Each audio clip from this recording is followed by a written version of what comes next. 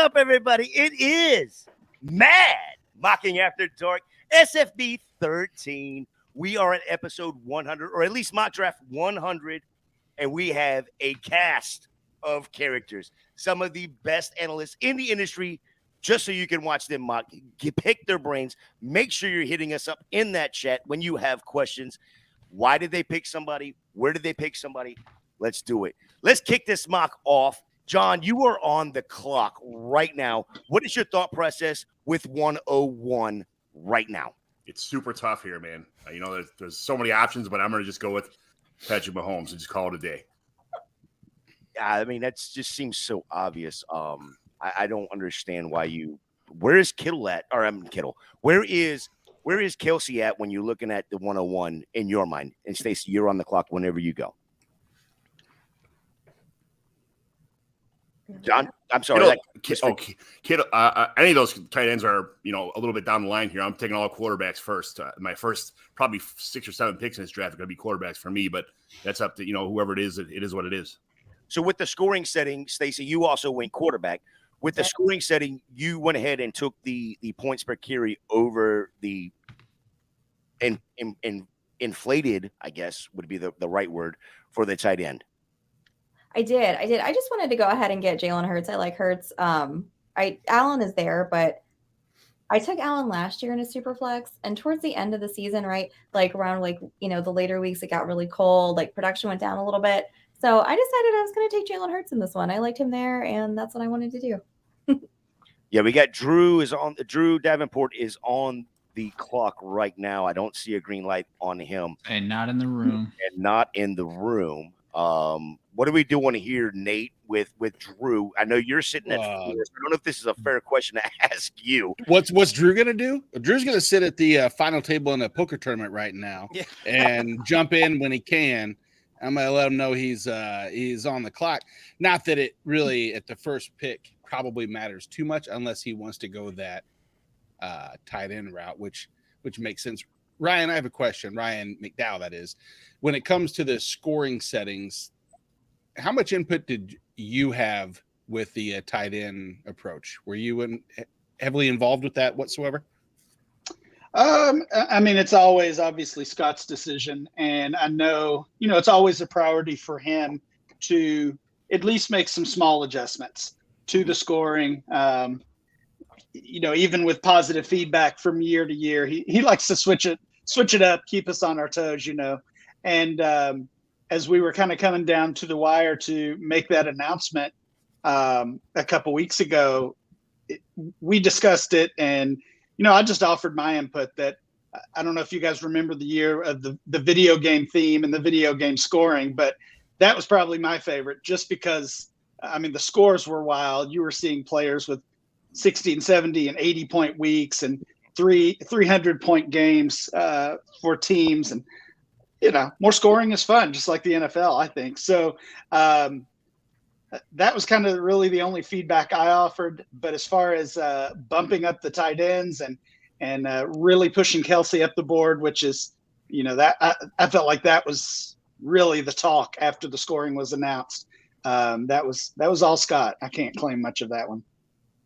Well, real quick, I want to introduce everybody that, not that anybody on this panel needs any introduction, but we have Ryan McDowell, of course, from MLF. We have Chase Vernon, Fantasy Intervention. Kevin Tompkins, how we doing tonight, sir? We have Ryan Weiss. How we doing, sir? Fantastic. John McGlynn, how are we? We are doing great. I just had a 2-hour podcast this morning with Alan Soslowski, so my throat's a little bit okay, but I'll get through this just fine. That's right. We have Marcio.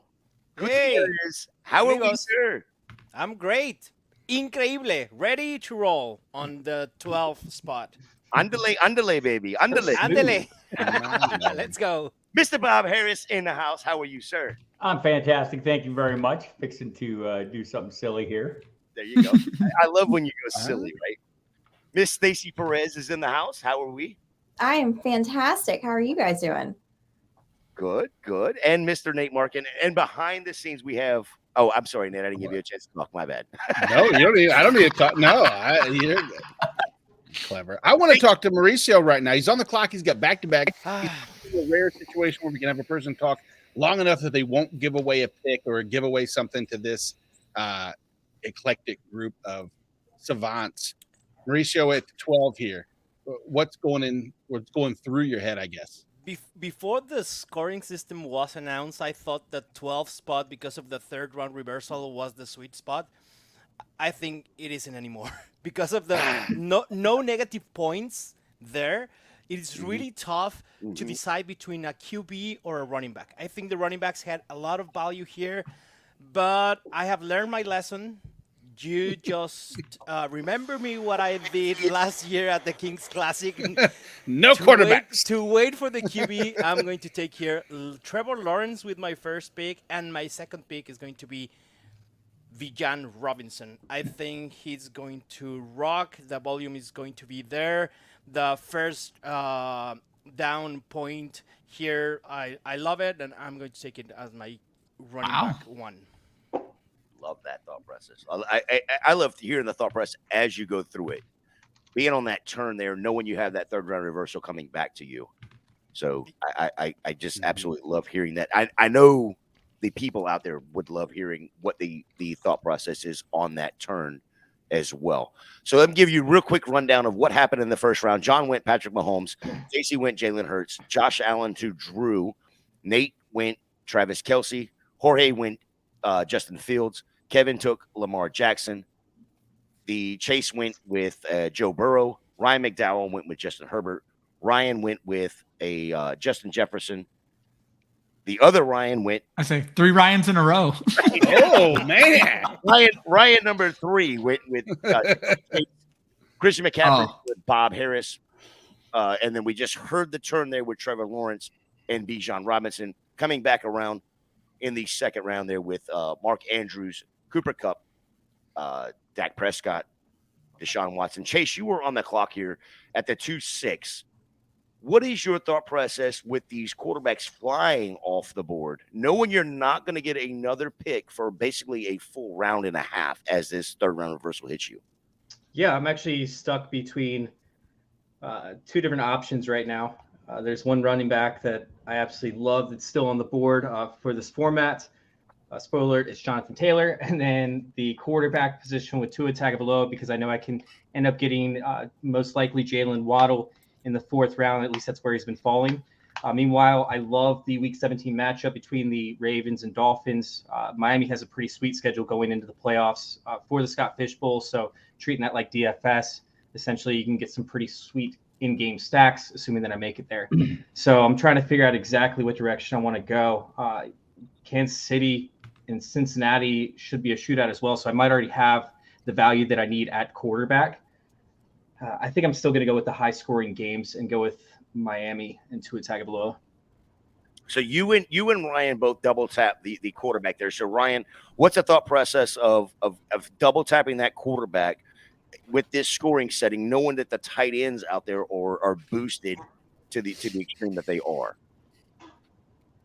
I mean, I think the goal of the scoring system was to boost tight ends basically up to the level of quarterbacks, or at least close to it, because obviously in the Superflex format and with the scoring format, we're always going to value quarterbacks above all other positions. So with my specific picks, I really thought both guys were the end of their respective tiers, with Herbert in the first round and then Deshaun Watson in the second. So pretty easy decision for me to go quarterback there. If Andrews had fallen, I certainly would have considered him in the second, but wasn't ready to go with Hawkinson or any of the other guys there.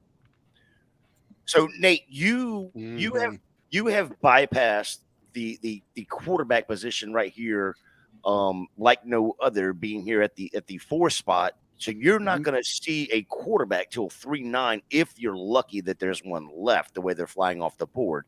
Thought process with going Kelce and Jonathan Taylor and no QB there and waiting basically a full round to come back to you to get your first quarterback, or are we even thinking quarterback there at 3-9?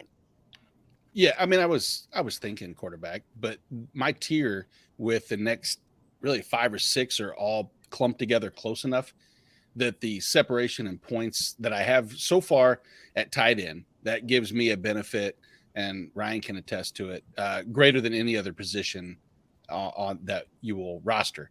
And then Jonathan Taylor, as Chase mentioned, in this format could be another advantage piece that I have to assume that I should be able to get. And I'm not worried about the top of this tier or the bottom of this tier that I have next up. As I say that, Mauricio and Bob like to stick a knife in my back and just, which I should have expected. Bob's going to definitely take a quarter. I mean, I'm drafting not with my home league of, hopefully they're not listening, a bunch of idiots, but that they're not. Trust me, they don't care. Then I hope that I can still land one, but we'll see, man. You know, who the hell knows? Yeah, it's I don't know that because I'm also picking from 4, and I'm a little stressed out right now with you not having your first quarterback. Sit back and relax. Just take it in. I have the number 1 spot here, and I have number 12 in the fishbowl. And the third round reverser would have been perfect here, because where I was at, I definitely would have gone quarterback, but I would have took a tight end at the 301, probably with 2 quarterbacks already on the board. So. Yeah, John, I was actually going to you next because I love the Daniel Jones pick there at 212. So do I. What a coincidence! With the upside of the rushing upside, absolutely, and that's going to be an interesting.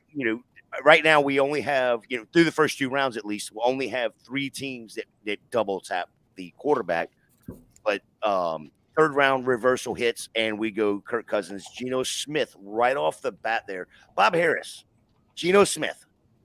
I love him as a quarterback, and I love what he did last year. Why is he your first quarterback at 3-2?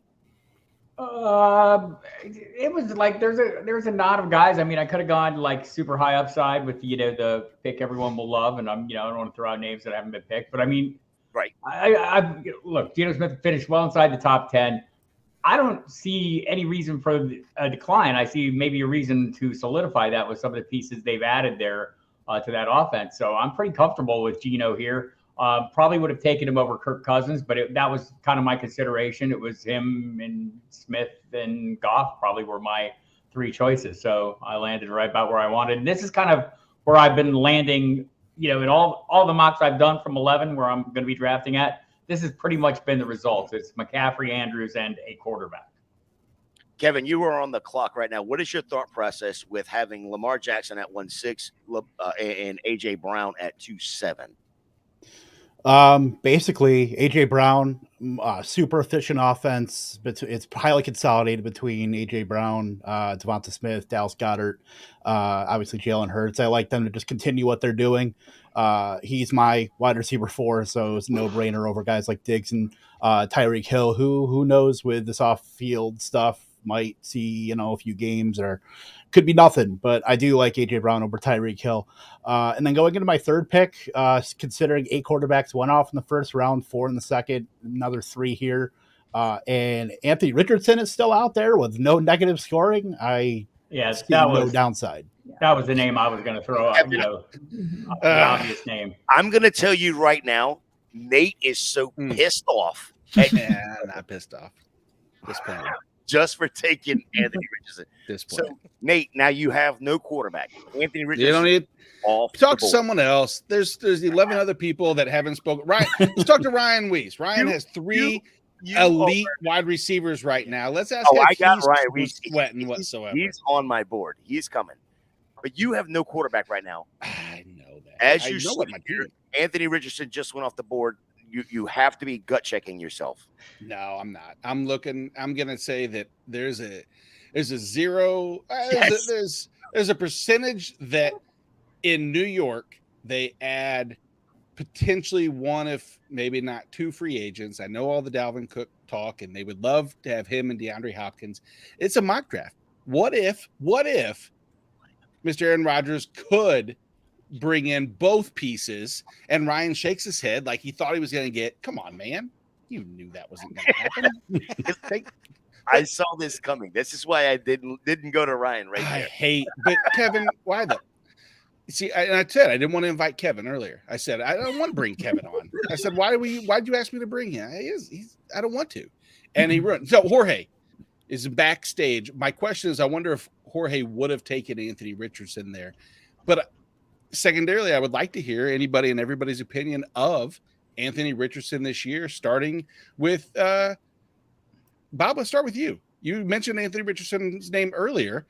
Top in this format or in any format, QB1 potential or floor ceiling? Right. I feel like, in a normal draft, you would maybe draft him, reach around or so, grab him, and then you could grab a steady Eddie behind him really easily, right? And this is not a normal draft. By the way, hi everyone in the chat, all my friends out there, Andrea, Campers, everybody. But this is a little bit different. But I think, generally speaking, if you walk into like the store and there's a bunch of scratch tickets there, and some of those scratch tickets are like a $50 grand prize, and some of them are $1 million lottery ticket.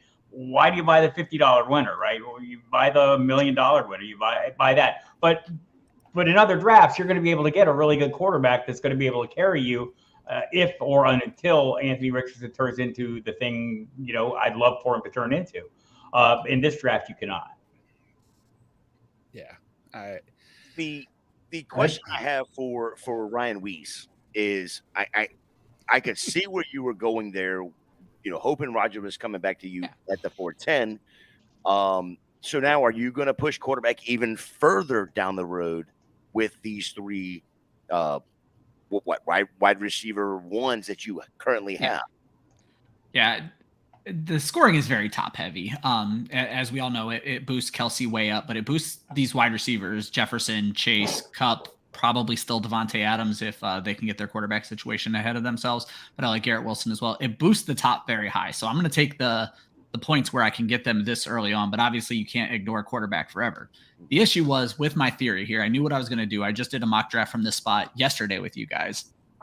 Yes. Smith and Cousins fell to the late fourth. And I was like, I'm going to get at least one. But that wasn't drafting with all these sharps.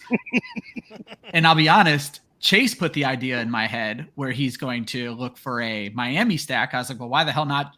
Rodgers doesn't go till the 5th round. I'll grab him at 5-3 and have this wonderful jet stack. Again, didn't quite work out the way it is. So I'm going to play it by ear and see what happens when I get to this pick. Because again, it's a very top heavy scoring and we're only 7 running backs in and the 7th just went off the board. So there's still some of that top to grab the top heavy.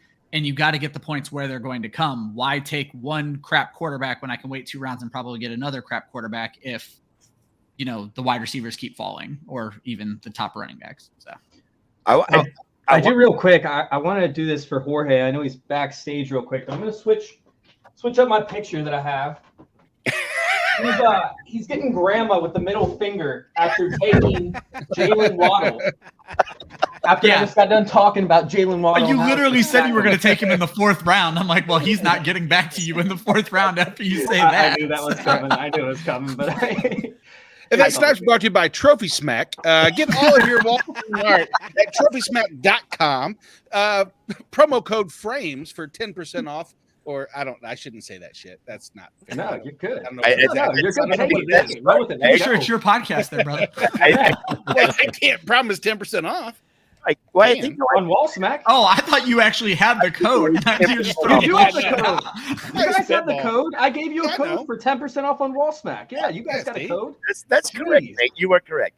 I just don't know what the code is. You are not. It better be frames. So hopefully, if not, can you change it pretty quickly? Right. You can. If not, it's Diehards, DIEHARDS, and Bob will split all the commissions with me, 50-50. 50-50 with me. So I want to. I've got a question for Stacy right here. Same concept with the 3 wide receivers. You have your stud at the quarterback position. You also went 3 wide receivers here. Where is the thought process? Where are you going from here? So when I made the decision, because I was looking at doing another quarterback instead of taking Adams, but then I looked and I was like we just talked about, right? There's several mediocre quarterbacks left at this point. And then you have Devontae Adams, who, quite frankly, I think is quarterback proof. Rodgers, Carr, he still produced, even with Jared Stidham back there. So I'm not worried about Jimmy Garoppolo. I'm not worried about Brian Hoyer, Tom Brady, whoever they throw back there. I don't care. I think he's still going to produce. I don't have any issue with that. And Packer girl at heart here, man. I loved me some Devontae. So I saw him there and I said, you know what? Here's my options at quarterback, right? Derek Carr, Bryce Young, Kyler Murray. That's who's left in our queues. So none of those are really, begging for me to take them on my team just yet, at least not in the 4th round. So give me Devontae Adams all day there. And I just can't quit running or receivers. So that's my weakness. Yeah, Mauricio, it's coming up to you, and I want to go to you, but I want to hear what Ryan Weiss is thinking right now. I'm thinking, boy, I sure wish Nick Chubb were still on the board. Thought I was going to get lucky there. No, it's time to go quarterback because I'm not going to be the last one with just no quarterbacks for the entire draft, as Marco was alluding to from his Kings Classic days. But you were the last one, so it's I meant the last, continuing over through these next picks. So. Marco, what's the thought process here at this turn, the 4-5 turn right here? You've got Trevor Lawrence, you got Bijan Robinson, you got Kirk Cousins. What are we thinking? Where are we going? For me, actually, I'm debating between taking 2 wide receivers right now or taking another running back and then a wide receiver. I was hoping that Tony Pollard, Nick Chubb, or Jahmyr Gibbs could fall to this spot, to the 4-12. None of them are available.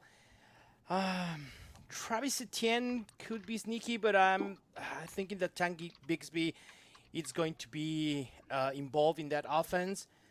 You have to swing for the fences. I'm going with Breece Hall, hoping he could be healthy. And for my second pick, I'm going to go with wide receiver. And in this format, I love DK Metcalf. Oh, love that pick there, right there. All right, Bob Harris, you are on the clock. Oh, you just didn't even need to think about that, I guess. No. So I'll just say this draft is going a fair amount different than the ones I've been doing. Yes. In that y'all are crushing my hopes and dreams with each and every pick, and it's not especially appreciated. But that said, I've seen worse outcomes for me. I'm all right. I mean, like Jordan Love. We don't know what Jordan Love is, but I'm going to go take some solace in the fact that Green Bay let a 4-time MVP walk out the door. I mean, he didn't want to be there, but they didn't have to let him leave. I don't think if you're an NFL team, you let that guy walk out the door unless you think you have something to replace him. And so we'll find out. Ryan McDowell, you double tap quarterback right away with the one in your first and second pick. TJ Hawkinson, Tony Pollard. Now we're at the 5-5. No wide receivers on your team right now. Are we looking at wide receivers, or are we? What's the thought process right here? I know you have it. I know you have inside scoop on this scoring and how it's going to work, and bet it's you. Right. So people want to know. I wish I did. I think it's fairly obvious that the wide receivers as a whole are devalued compared to really all other positions. Even kickers. You see some of the top kickers compared to your typical wide receiver 2, wide receiver 3 range, and it starts to make you wonder how early to invest in those pass catchers. But at this point, I think for me, really anything is on the table. I probably wouldn't go with the third quarterback, but any other spot is kind of live here. Certainly my wide receiver 1. I like what was mentioned earlier. I think Chase said that about stacking. I think you totally have to view this as you would, an underdog draft or something like that, because it's such a large tournament. And you can think about it as a 12-team league. That's where we're all going to start out. But of course, the goal is to make it to the playoffs and as far into the playoffs as you can. And you've got to differentiate your team a little bit. And looking at week 17, looking at some of those stacks is one way to do that. So, this is the point where I'm starting to do that a little bit. So I have a question for pretty much everybody on here. Since we have two different, I would say we have sleeper and MFL, MFL. With the differences between the kicker options, is anybody leaning one way or the other based upon their actual Kenneth Walker? Sorry, I get sidetracked sometimes looking at picks. Sorry, couldn't decide. No, you're good. But like, I believe we're having discussions. I'm in the St. Louis Live, and we are 50-50 right now between MFL and Sleeper, simply because of the ability to start multiple kickers. Yeah. And as advantageous as that, is that affecting anybody's decision making when it comes to, number one, where they're drafting? Bob, we know you were going to Dallas and you're basically leaving LA, despite most of the drafters in LA, if I'm not mistaken. Your words probably more so than mine, but it's just kidding. Mauricio's doing the same thing, so you can't. Yes, Mauricio's on the best of all. So messed up, guys. So messed up. I mean, so Chase, let me ask you that. No, but seriously, going across, is that have any effect of anybody's strategy, the kicker potential? And I'll let you guys chat why I pick. Hang on before they answer. I'm wondering if it's because LA was doing, a certain platform instead of the other, that they's like, you know what, screw this, I'm out of that. Bob Harris, go ahead. What you got? It was totally out of loyalty. Casey Kasem running things down here in Dallas. I wanted just to show up and support the local peeps, and there's some good players here as well. I had a great time in LA. Look, the Trophy Smack thing, it was phenomenal, right? I mean, an amazing experience that I will cherish forever. And hopefully I'll be able to go back again next year, because I'll do them on different days. I've already started putting the bug in Scott's ear. So doing my part. But LA is great, man. There's nothing better than Trophy Smack, the atmosphere and everything. So I'm hoping we can kind of match that energy here in Dallas. Ain't gonna happen. Yeah. Sorry. Probably not. Same here.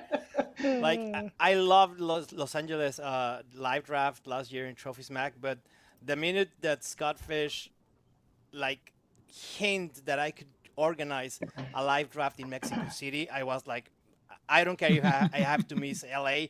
It was an opportunity that I couldn't pass, and I'm really, really excited to have a Mexico City live draft of Scott Fish Bowl here. It's awesome. Mauricio, how many people are you going to have down there? We're going to have 3 leagues, 3 divisions, and probably we are expecting around 80 to 100 people. That is absolutely wonderful to hear. Absolutely wonderful. Now, so I want to go back on a couple of these picks right here. So we had Ryan McDowell take Kenneth Walker.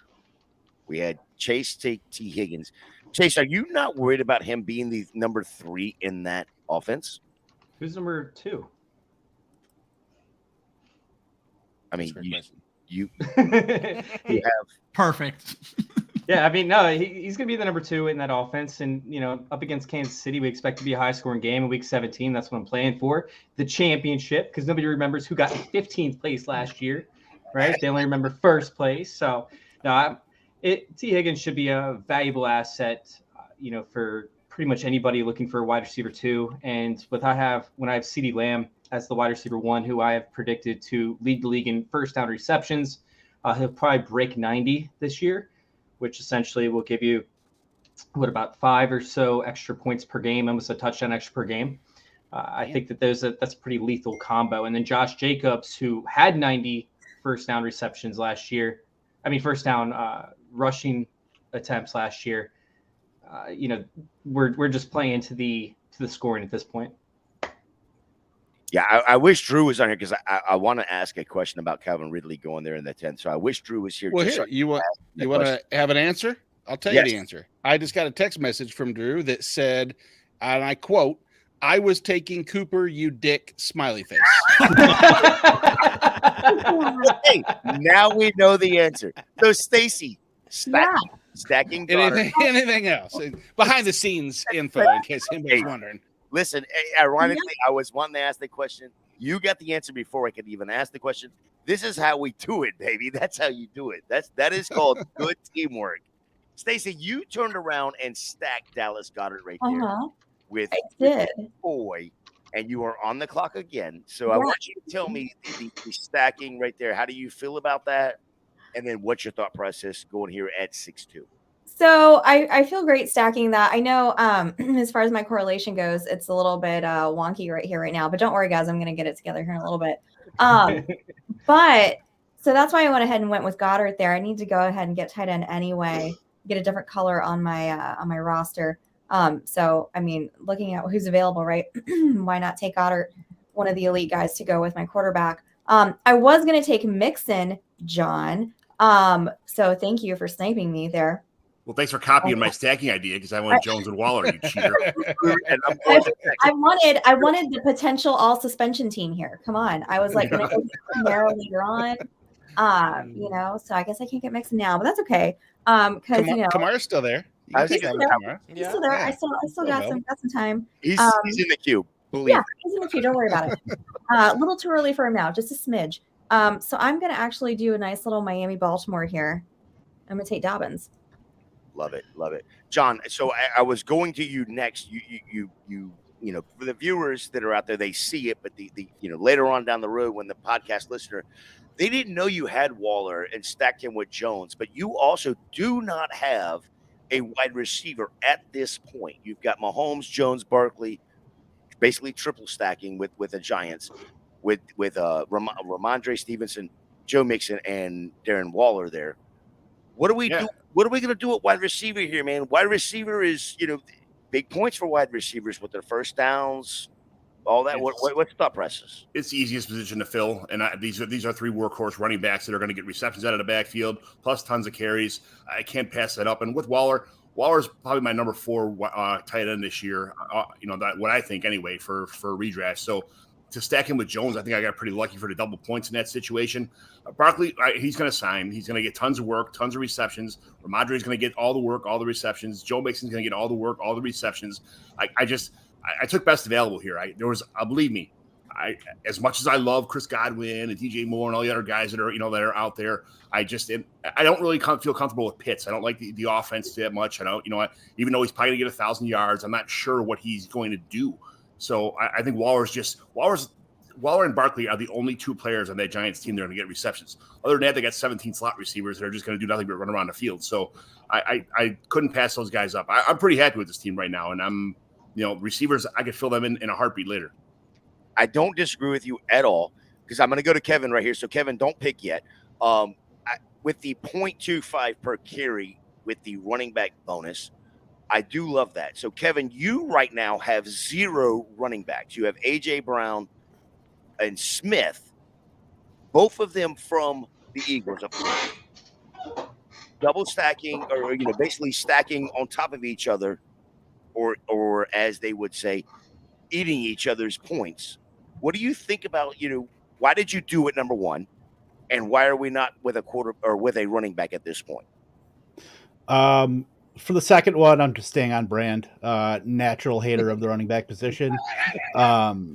So there's that. As far as stacking the 2 wide receivers, it's just a big bet on Philadelphia continuing their efficiency. AJ Brown and Devontae Smith both combined for almost to 60% of the target share last year. And outside of, they really don't use any of their ancillary guys. I mean, Quez Watkins kind of filled in a little bit last year, but other than that, I mean, you're looking at him and Olamide Zaccheaus, Goddard. I mean, between the targets there, it's pretty condensed to Brown, Smith, and Goddard. So getting 2 of those 3, I'm very comfortable with. You're not going to do that in an offense with a lot of options. Like maybe you could take a stab later on some Green Bay guys, but that's just so targets are so spread out where if I can pinpoint 60% of a team's target share on an efficient offense that's going to score a lot of points, I'm all in on that. Love it. All right, you are on the clock. What are we doing right here? I think I'm going to continue the wide receivers. I got a little mini correlation off of the Chase Verdon Week 17 narrative here. I've got Keenan Allen, go Jerry Jeudy, and hope that Denver can at least step up from what they did last year. All right, Chase, talk us through your thought process here at 6-7. Dude, you guys are screwing me over on my own strategy. You guys leave me with nothing. It's love you too, buddy. It's almost like saying your strategy before you do it is a terrible idea. It is. Strategy. Hey, we're here to teach, right? We're here to inform and to teach and to give people the best insights. I think that's That's why we're on the podcast all together right now. But this isn't streaming. This is just for me. I do this just so I can gain everybody's insight, so I can get an edge. That live up there is fake. None of this shit's real. Yeah, this is totally I just want to beat you guys. That's all I care about. Yeah, Nate's recording for his personal stat. It's actually streaming to Nate's personal channel, which nobody subscribes to. Just to my house, all my MySpace page, and the 3 TVs throughout the house that Carrie's watching. Carrie's in the back taking all the notes. Oh man, I have to go into my Week 15 archives now to see if there's anything I want to pull up, because there's nothing like that stands out for me. There's no player that I absolutely love in this range. If this is a draft that we could trade in, I would love to trade out of this spot and acquire a couple picks in a couple rounds. Drake London stands out a little bit for me just because of his immense target share. Aaron Jones kind of stands out, but I don't really like Aaron Jones. So I'm probably not going to pick him. You know what? Let's see. Honestly, I'm going to go ahead and go with Dameon Pierce in hopes that he still sees that immense target share. I hate the Week 17 matchup against Tennessee. Simmons on the inside at defensive tackle is a complete monster. They're the best team up against running backs last year. So I don't love that, but maybe it just helps get me to that point if he can stay healthy. Mm-hmm. Ryan McDowell, you are on the clock. We've talked about the wide receivers. Currently, you have 0 wide receivers. I'm assuming you're taking advantage of, right, at least in this mock, of the 0.25. Yeah. With your Deshaun Watson pick, with Tony Pollard, with Kenneth Walker. What is the thought process right now with these wide receivers coming off the board, through the 5th round, and then leading up to you with no wide receiver on your team right now? Are you looking at wide receiver, or are we just like, what, screw it, we're going to take this 0.25 per carry and ride this to the end?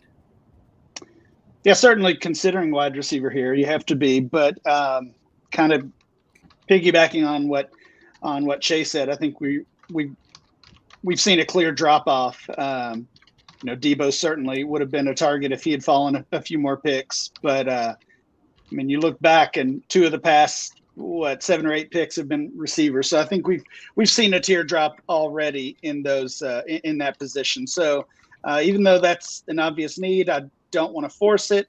Am going to continue chasing the point per carry, and I think this guy is going to see a ton of carries this year. So I'll go with Alexander Madison. Hammering the Oh wow! Okay. Ryan Howman's on the clock there. So Ryan Weiss, you are 1 pick away right now. Again, 3 running backs right away. Derek Carr, Bryce Young as your quarterbacks. What is the thought process? Ryan's probably listening, so don't give it all away. But what is your thought process going, okay, I've got certain positions that I do need to fill, and I don't have any other position other than quarterback and wide receiver right now?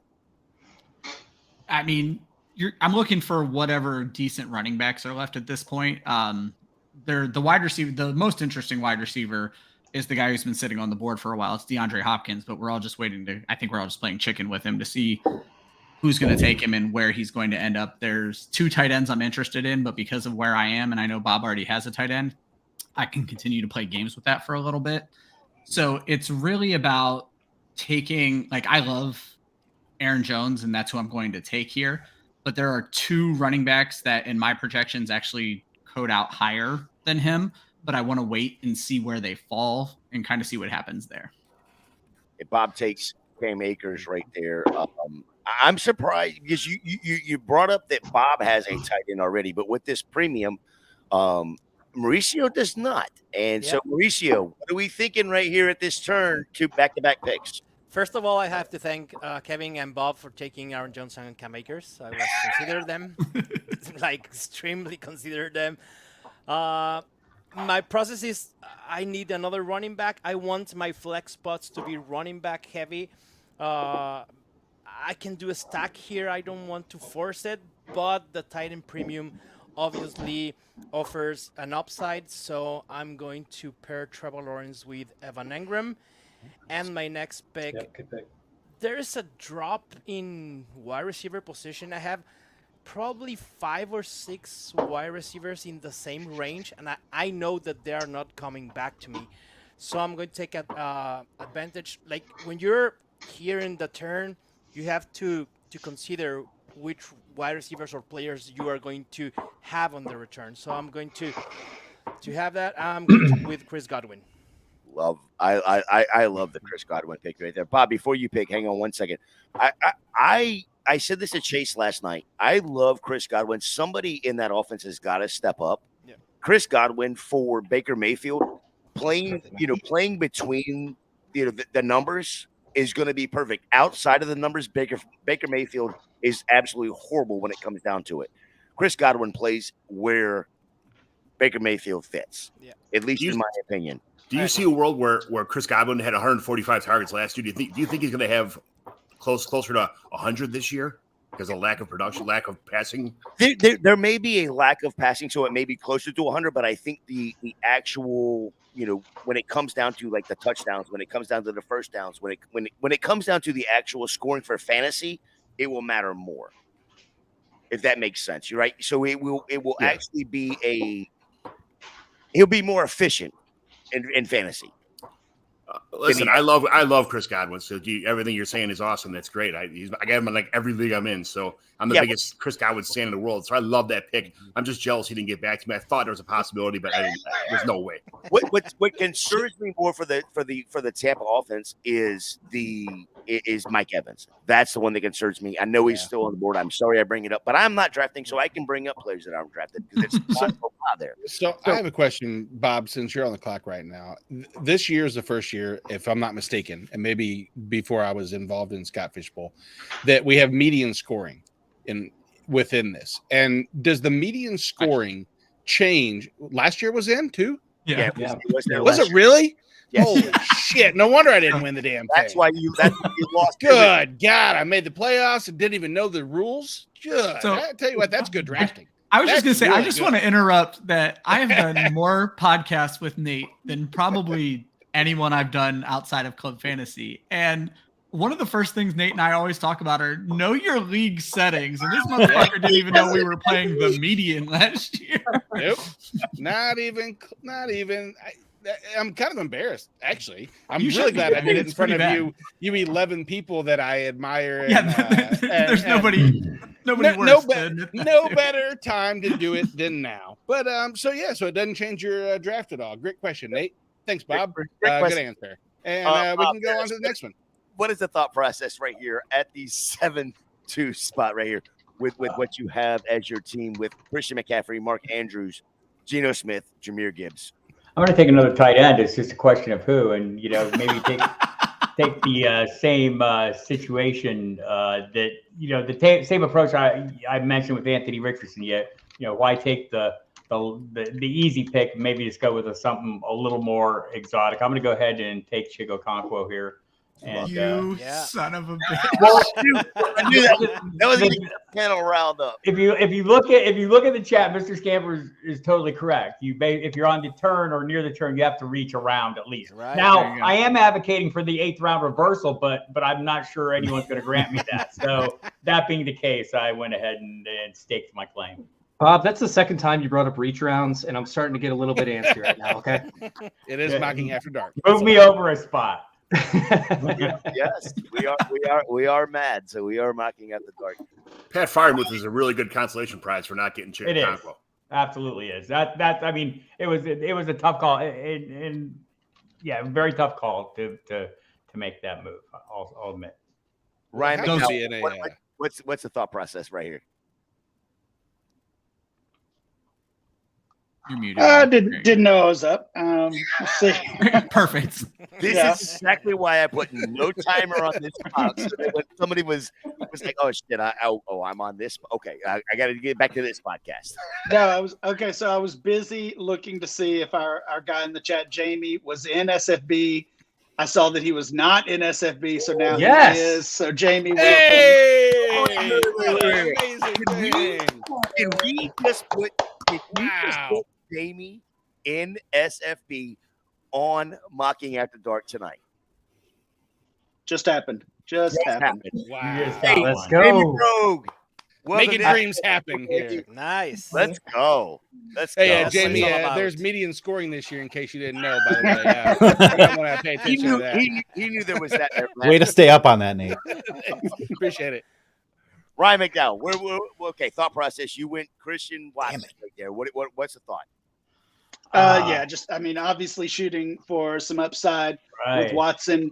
I think that is one of the guys like Watson, and there's a couple of others still out there that I won't name, but players that are in line or the favorites to be the wide receiver one, the top target on their team. So, you can wait to the seventh round and still get a wide receiver one. That's Right. a pretty good deal. I thought maybe I could wait till the 8th round. That's why I was hoping for the 8th round reversal and get that Christian Watson. So, Well, thank you for that, Ryan.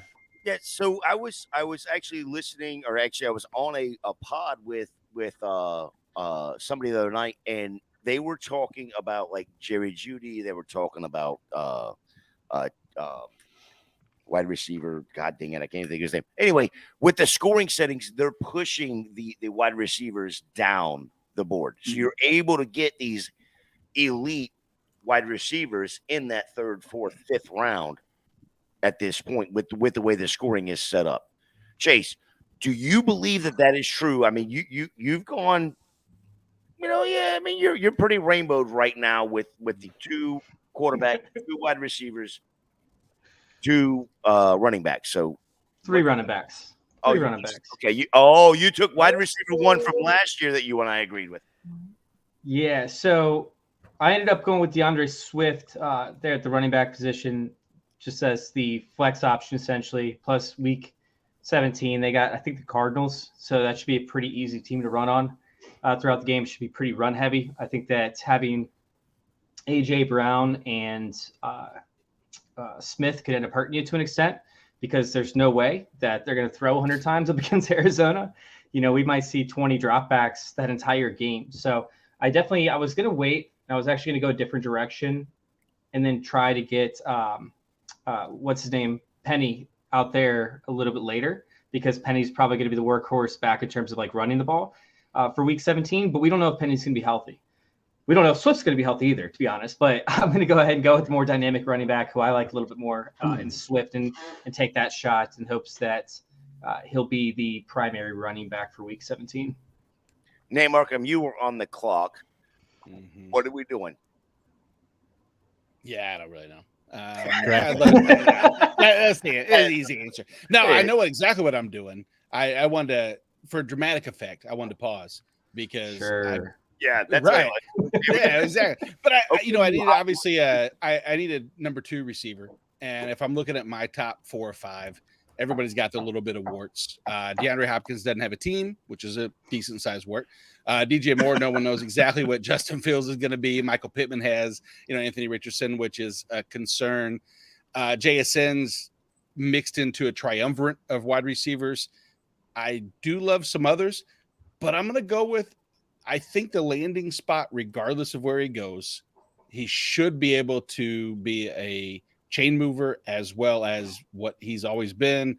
And DeAndre Hopkins, the gamble just seems at 7'9", it seems worth it. He was what, wide receiver 9 last year when he came back. Granted, it's with a team, we know who he's with, but there's a chance that he ends up with the Jets. I know that's kind of speculation at all, and if that's the case, I paired him with Aaron Rodgers as their probably 1B behind Garrett Wilson.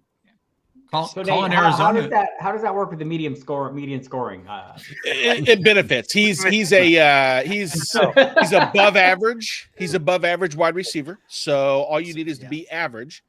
Median for non English people, mathematicians. Sorry, Mauricio, that's not what I meant at all. La media in Spanish. La media. La media scoring. Even Mauricio knows what the fuck I'm talking about.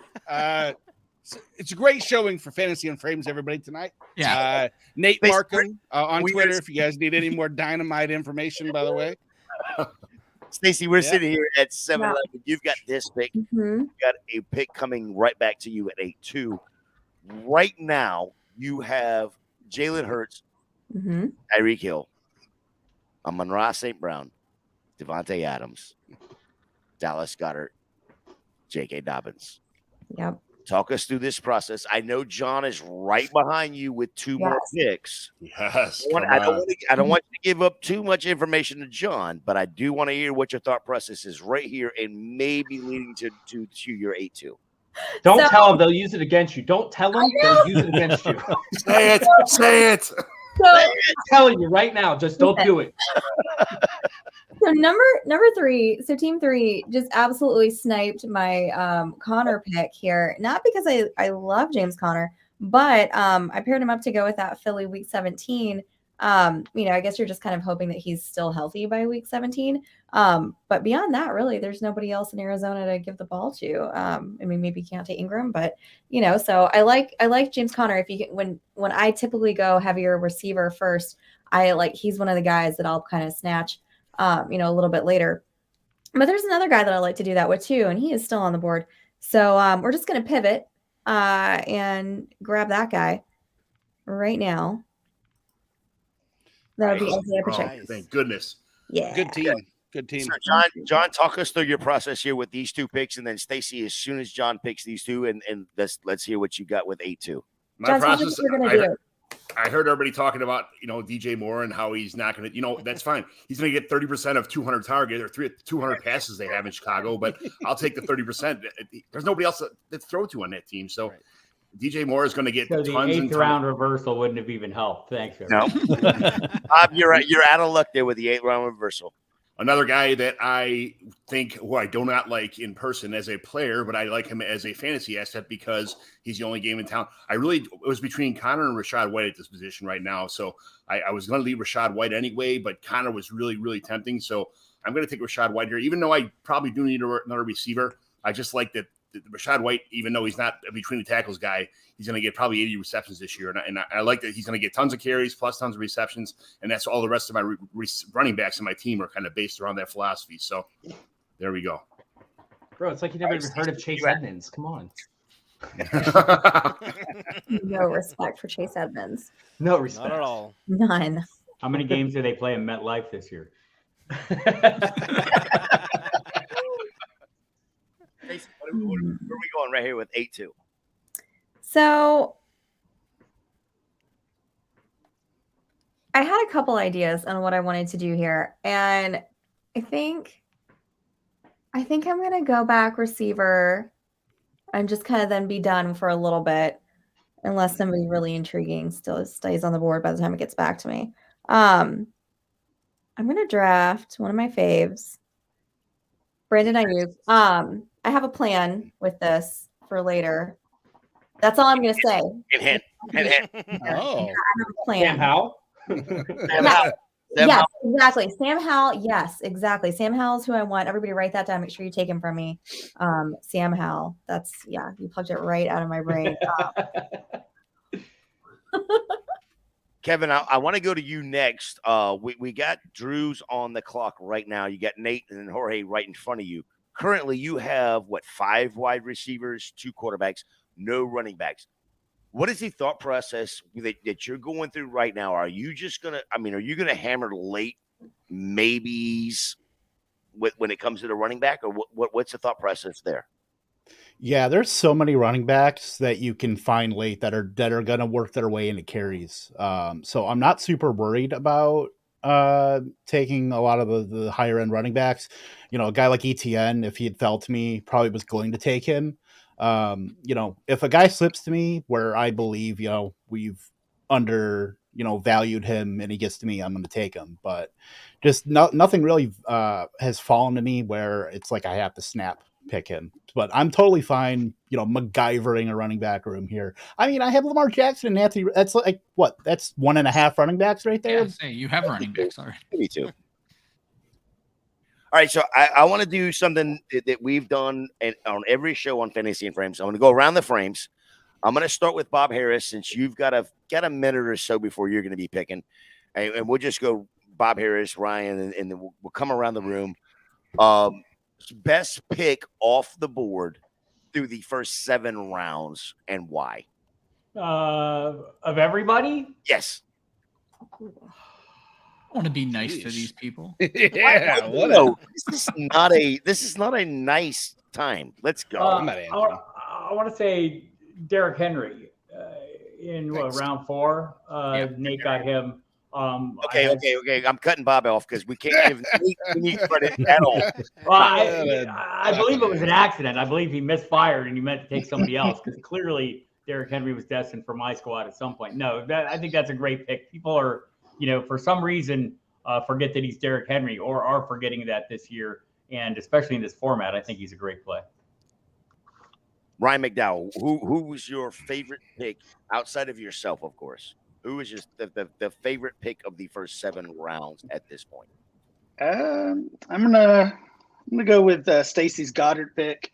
I think Goddard is way closer to Hawkinson and Kittle than it looks like on this draft board, and I'm pairing him with Jalen Hurts is just kind of a bonus even. So really love the value on Goddard and the stacking aspect.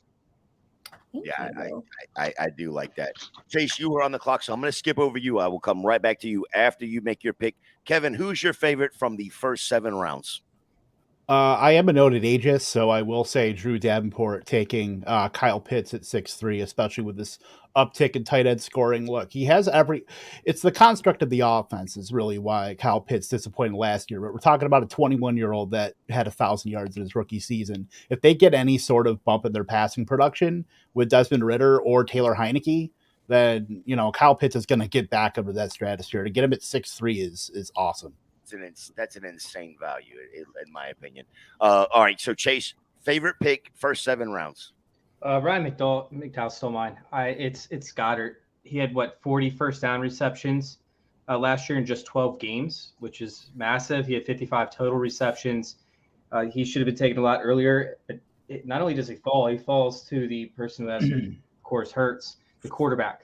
So Stacy stacking those two is on point. I love that concept with how bad that Arizona defense is going to be. They're going to be okay on the outside. So we're going to see Goddard probably 2 touchdowns in that game. Ryan, if they don't run them in. Ryan Weiss, you are on the clock, so I'm going to jump over you right quick, let you make your pick. John, who is your favorite of the first 7 rounds? It was kind of a toss-up here, but it's got to be Alexander Madison where he's at. That I was thinking Josh Jacobs earlier, but that's a little too high up the board. Like Alexander Madison is probably the only game in town this year, so it has to be him for where he was drafted. Yeah, I don't hate that pick either. I think it's a little high for me, but I don't hate it at 6 in the 6th round, 6-8 overall. So Ryan Weiss, coming back to you, favorite pick of the first 7 rounds, not yours. I think getting Joe Mixon in the 6th round, where he is the only game in town in Cincinnati, was a great move by John because the competition that we're quote unquote worried about is Chase Brown, a 5th round pick. I think they're going to lean on Mixon for another year. There's a lot of talk about his inefficiency, but when you're the only running back, that's not going to matter much. All right, Mauricio, you just went to my JP Ryan and JSN. Love both of those picks, especially with the value in the 8th and 9th round there. But the question is, best pick outside of anybody on your team, 7 or the first 7 rounds, who you got? I don't want you guys to think that I'm hype up with the Tampa Bay offense. I took Chris Godwin in the 7th round, and I'm going to say that Rachaad White is immense value in the 8th round. I think Rachaad White has his role secure in that offense, and with Baker Mayfield, they're going to rely a lot with him. A lot of receptions, carries. I think he could be in this format. He could be top 15 running back. I love it in the 8th round. So Marco doesn't listen to directions. He's like, screw you. I'm not doing the first 7 rounds. I'm going to take 8-1. That's my pick. Can't blame him. I don't blame him at all. He's like, it's close enough, damn it. Stacy. Yes. Best all right. First 7. I was going to go with Pitts, and then when Pitts got taken, I was going to go with Mixon, and he's gone too. So beyond those two, because I really like where both of those guys went, even though I did get sniped on Mixon, I really like where Aaron Jones went here in the 6th round. Obviously, a little bit of a homer pick for me. But I mean, that's your first running back off the board. He's going to be the starter. I think Jordan Love's probably going to rely on him a lot. I think he's got a lot of production left, a lot of gas still left in the tank, even with AJ Dillon there, backing him up. But I'm a huge fan of Aaron Jones, and I've taken him numerous times as my number 1 guy. So I love you getting him in the 6th round. I think that was great value. All right, Nate Markham, you're fixing to be on the clock. Jorge is on the clock right now. So I'm going to tell you my favorite pick, and it is Anthony Richardson. Kevin Tompkins wins this game. Great job. Get him in the 3rd round. I've seen him go as high. Again, this is the 100th, the 100th mock that we've done with Fantasy and Frames. I've seen him go as high as the mid-second and go low as the 4.2, 4.3 in that range. To get him at 3.7, I think that's a phenomenal deal, especially with the upside that he has. So great job there, Kevin, getting him there. Nate Markham, talk us through your thought process here, and then I also want to hear what you have as far as who is the best pick in the first 7 rounds. I second Stacy's choice of Aaron Jones with Ryan needing a running back there. Actually, I'll say his 6, 7, and 8 solidified a running back position. And with Aaron Jones, 1,100 yards in 3 of the last 4 years, 60+ receptions. And I think the last 4 years, a team that's going to lean on him heavily, because as much as I think Christian Watson will be heavily involved, Aaron Jones will be the centerpiece of that offense. And what I'm thinking right now is, without giving anything away, is get it away. I don't give a shit. When I took Pittman there, is no one was going to take a quarterback, as I needed my number 2. I didn't expect anybody to. And Sam Howell, CJ Stroud. Sam Howell was definitely on my list. The rushing upside, I really like in this format. I'm leaning. I just don't want. I'm going to say I don't really want to take Kyler Murray, and I know the upside is there if he plays more than the 8 games. I just don't see it. I'm going to go Kenny Pickett just to make sure that Stacy didn't have him picked out, because she's the only person that really needs another one. And I'm going to go ahead and sit back and listen and see if she said that's who she wanted. No, it's not who I wanted. Shit. Finally not sniped. Yes. All right. So it's That was probably stupid then. She wanted Alvin Kamara. She already said it earlier in the show. She wants an all suspended team. Exactly. I've got a theme going, and I really need you all to cooperate so I can make it happen. All right. So well, no, she actually said Brandon Ayuk was going to pair up with one of the 2, and I didn't know which one it was. Well, she probably needs to draft all 3. She might. She That's might true. take both. Who knows? It's 22 rounds, guys. There's still time. Is Bob okay down there? Bob, it looks all hot and bothered right now. Look at Bob. He's going through it. I don't know what's happening down there, Bob. Well, he's next to Ryan in the Dude, murderer's row here. So dude, can you blame him? something just snapped, and in the past 20 seconds, he's been squirming so hard. I've never seen you move like that, Bob, ever. I'm hoping for the 10th round reversal at the moment, but I believe I'm not getting my way on any of this. And by the way, Chase, the Tony thing, I hope you feel really proud for that. I had to make sure that John didn't take him, because I saw the stack with Patrick Mahomes coming, so I reached a little bit to make sure John didn't get him. Yeah, this is fun right now. I just had a bunch of people Antonio Gibson was my next pick right here, and I'm not going to lie to you. That was my go-to guy. I had Kadarius Toney in my radar too, and definitely Treylon Burks. So this is John, you weren't getting Antonio Gibson, if that makes you feel any better. I'm the biggest Antonio Gibson fan on the planet. No, you're not. Yes, I am. No, you're not. Well, I You're got news not. for you. You can go back to mocking You could after have his- episodes 100s, and I have him in about 30. I don't know about 30. That's a lot. But Chase and I had this conversation. I don't want to say who's the bigger Antonio Gibson fan. That He's seems going to like have a the whole- career year Wait, this year. I just Career want to year. say something. Any one of you have a nickname for Antonio Gibson? Because in my community, I'm nicknamed Mau Gibson. So Mel Gibson. there you go. Okay. His nickname should be "They Hate Me" because it seems like we always get the narrative. No, no, that no. the team- Yeah. Antonio the Great. They like him Tony this year. G. They like him this year. And they liked him when they drafted him. He just went through a rough patch. I don't even know what happened with that. Like It's Ron Rivera. Year It's the rough problem. 2 years rough bat. It's Yeah. Ron Rivera's the problem. Yeah, I I can't would- wait till he's gone. I just fixed to say Jorge is probably the biggest Gibson fan, to be honest. But yeah, I mean, Jorge's. Oh, calm down. He's an RB1 this season. Chase, you were so out on the. I mean, you weren't even a fan of the team as far as. Yeah, that doesn't mean I don't like Gibson. I love Gibson. Right, He's a bowling ball. He's literally a human bowling ball. I think this year with the new the new OC coming in, he's going to have a big year. I truly do. Bob, I just want to update you real quick. I know you were squirming a minute ago. You've got some guys in your queue, I'm sure. I do. This is just a mock. It is not the real thing. It's okay. Oh, well, damn. Okay. Do that. I don't want you to flip out. Dropping a bomb here. Wow. I feel so much better now, man. Ooh. Trying to figure out what the hell median scoring is before the draft. Yeah, no shit.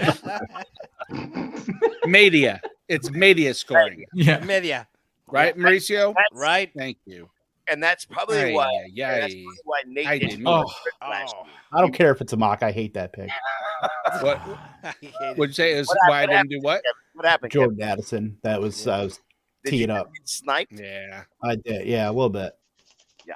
That's like the one guy that like I will tout everywhere. I guess. I mean, you might have just went and maybe not like sniped him because it was after him, but Jorge not getting dots in there, but Chase not getting Dobson.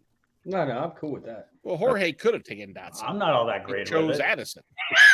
Bob's over there like, why are you taking my queue was set up and now I have no queue left. I got to go back to work again. Bob Harris, what is going on over there? Nothing. I'm fine. No, Freaking out, man. He's Perfectly freaking out. fine. have no hair. Perfectly fine. Rubbing your head. I feel like I was pulling my hair out, but it was not there. So I'm trying to figure out who Bob would take here so that I can go ahead and take him. Just fuck his night all the way up. I appreciate that. Yes, let's do that. Let's go ahead and go here. Oh, right. I like it. Fair Ryan enough. McDowell, talk us through it. What are we thinking right here? Now, listen, Ryan, we know we have to snipe Bob. I don't think we Okay. necessarily have to. I'm sure that's like a requirement at this point. I believe everyone's had their way with me fairly well. Heyo. You brought up the reach rounds, bro. You brought up the reach rounds. I okay? did. I'm just Fair. saying. Wait, you Fair were point. leading the rounds and I say Bob's innuendo game is on point tonight. Oh, That's all I got. It's a hard day's work. so Ryan McDowell. There you go, Kevin. Yeah, Ryan McDowell's got something for you. I am sure. Ryan, what are we doing? I think we're gonna stick with the receiver position. Keep running that back. That maybe will snipe Bob. I think he only has one so far. I only have one so Yeah, far. now That we're is talking. correct. That is Yeah, correct. I'm just debating the rookie that I like versus the veteran that I like, and They're both I like good. Burks, I like Watson, but both are both are a little bit risky, I would say still. So I'm going to go with the Don't do it. the veteran here. No. And That was the guy I was going to take. I almost took him and paired him with CeeDee Lamb, but instead I went on the opposite side of the field. Bob, After that Bob. match later. Bob is losing it over there. I love it, Ryan. Yeah. Great pick. Just for no other reason. I don't care what your analysis was. Bob losing it on the end is absolutely phenomenal. I'm glad I pointed that out because it's been funny to me for about 5 minutes now just watching it happen. Ryan Weiss, what are we doing here? Oh, okay. This is what Bob was doing to me at the LA draft last year. Like I was in his spot, but in real life, as he's sitting there sniping me on like every single pick that I wanted, and he's sitting there laughing about it the whole time, playing with stickers with Fabs. Bob Harris, Bob's- what are we thinking right now with all these snipes happening right in front of you? Ryan McDowell just punching you right in the gut. What are we Yeah. doing? What are we doing? I'm trying to think of how I can totally take somebody down here with. It's tough seeing when Braxton Berrios is your wide receiver too. I love Braxton Berrios. Don't tell You me better. apart. Yeah, you better. Yeah, You exactly. can take a kicker, Bob. So I think it. At this point, I have to take some chances at the position. I would like to say that Braxton Berrios did win me a fantasy football championship. What it is because we have return What yards. is the return? Yeah, I was So- going to say, what is the return Oh. scoring here? I think the NFL kind of killed the return yards thing. I think you get return touchdowns, and that's it. Yeah. So. James Cook is gone. Yeah. Are you announcing it like we have stickers to put up and we're supposed to tell you? No. Please go ahead and put the sticker on. Boo, Mauricio. There's no sticker bitch here. Yeah, John. Like John, by the Bob way, said, you have to take chances going with Russian Penny. Love it. There you go. Yeah, it's good. John was great one at for the Expo 2 years ago, and our draft day was, I would say, the best. I don't want to say sticker bitch because I'm proud to be the best sticker bitch ever. he also Hey, I got was fed sticker bitch in the Jameson's, auction like, league 2 years ago. That was fun.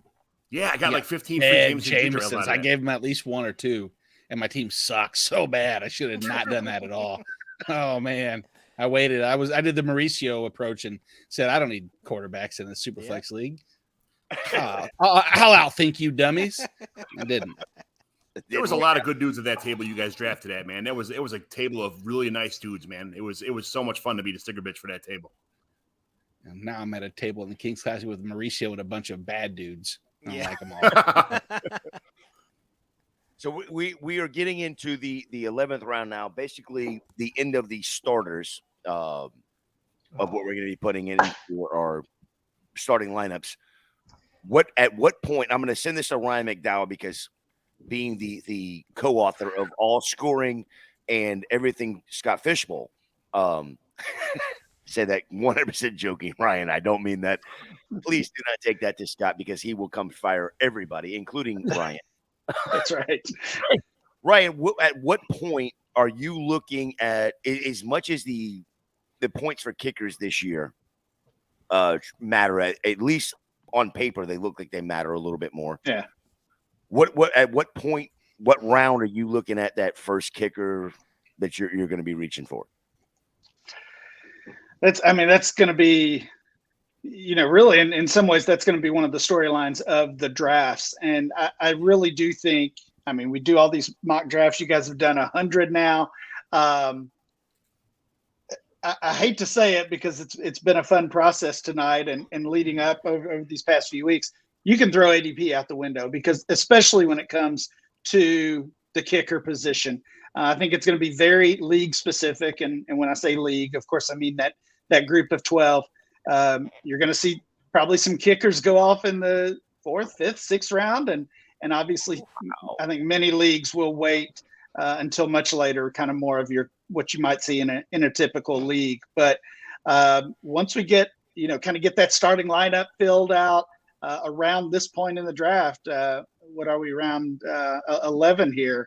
I think you're definitely going to start seeing some kickers be drafted, especially in those MFL leagues. I was just going to say that's where you're going to see the difference in platform come in because on Sleeper, it's going to be like your normal onesie position where unless you get a psycho in your league who wants to have the best bench of kickers, you're going to have your pick by just waiting the entire time. Yeah. Now, Ryan, where are you drafting, Ryan Weiss? I am live in New York City. I have no idea what platform it's going to be. 2 on MFL and 2 on Sleeper. So. Okay. So, John, where are you drafting and do you know what platform? Chicago, and we're Sleeper. We were Sleeper last year, all 3 of our picks. It's going to be Sleeper again for all 4 drafts this year. Are you looking, at what round are you looking at kicker? Or does it even matter to you at this point? It's kicker. You know what? Kicker's just a joke. It's such a fluid position. You can kicker 1 compared to kicker 14 is within 3 points. It's all luck. It all depends. Yeah. What you do is what I do with kickers in all my leagues that used to have kickers anyway. I would take the best kicker with the farthest bye week, and that's all I cared about. Just someone who can start the entire season without worried about him to have to switch guys out or making a waiver claim or anything like that. The best kicker that plays indoors that has the latest bye week. That's all you got to worry about. Okay, so quick question back to you. Yes or no answer. Does it matter because you're on Sleeper and not on MFL? No, it doesn't matter because kickers don't matter. Okay.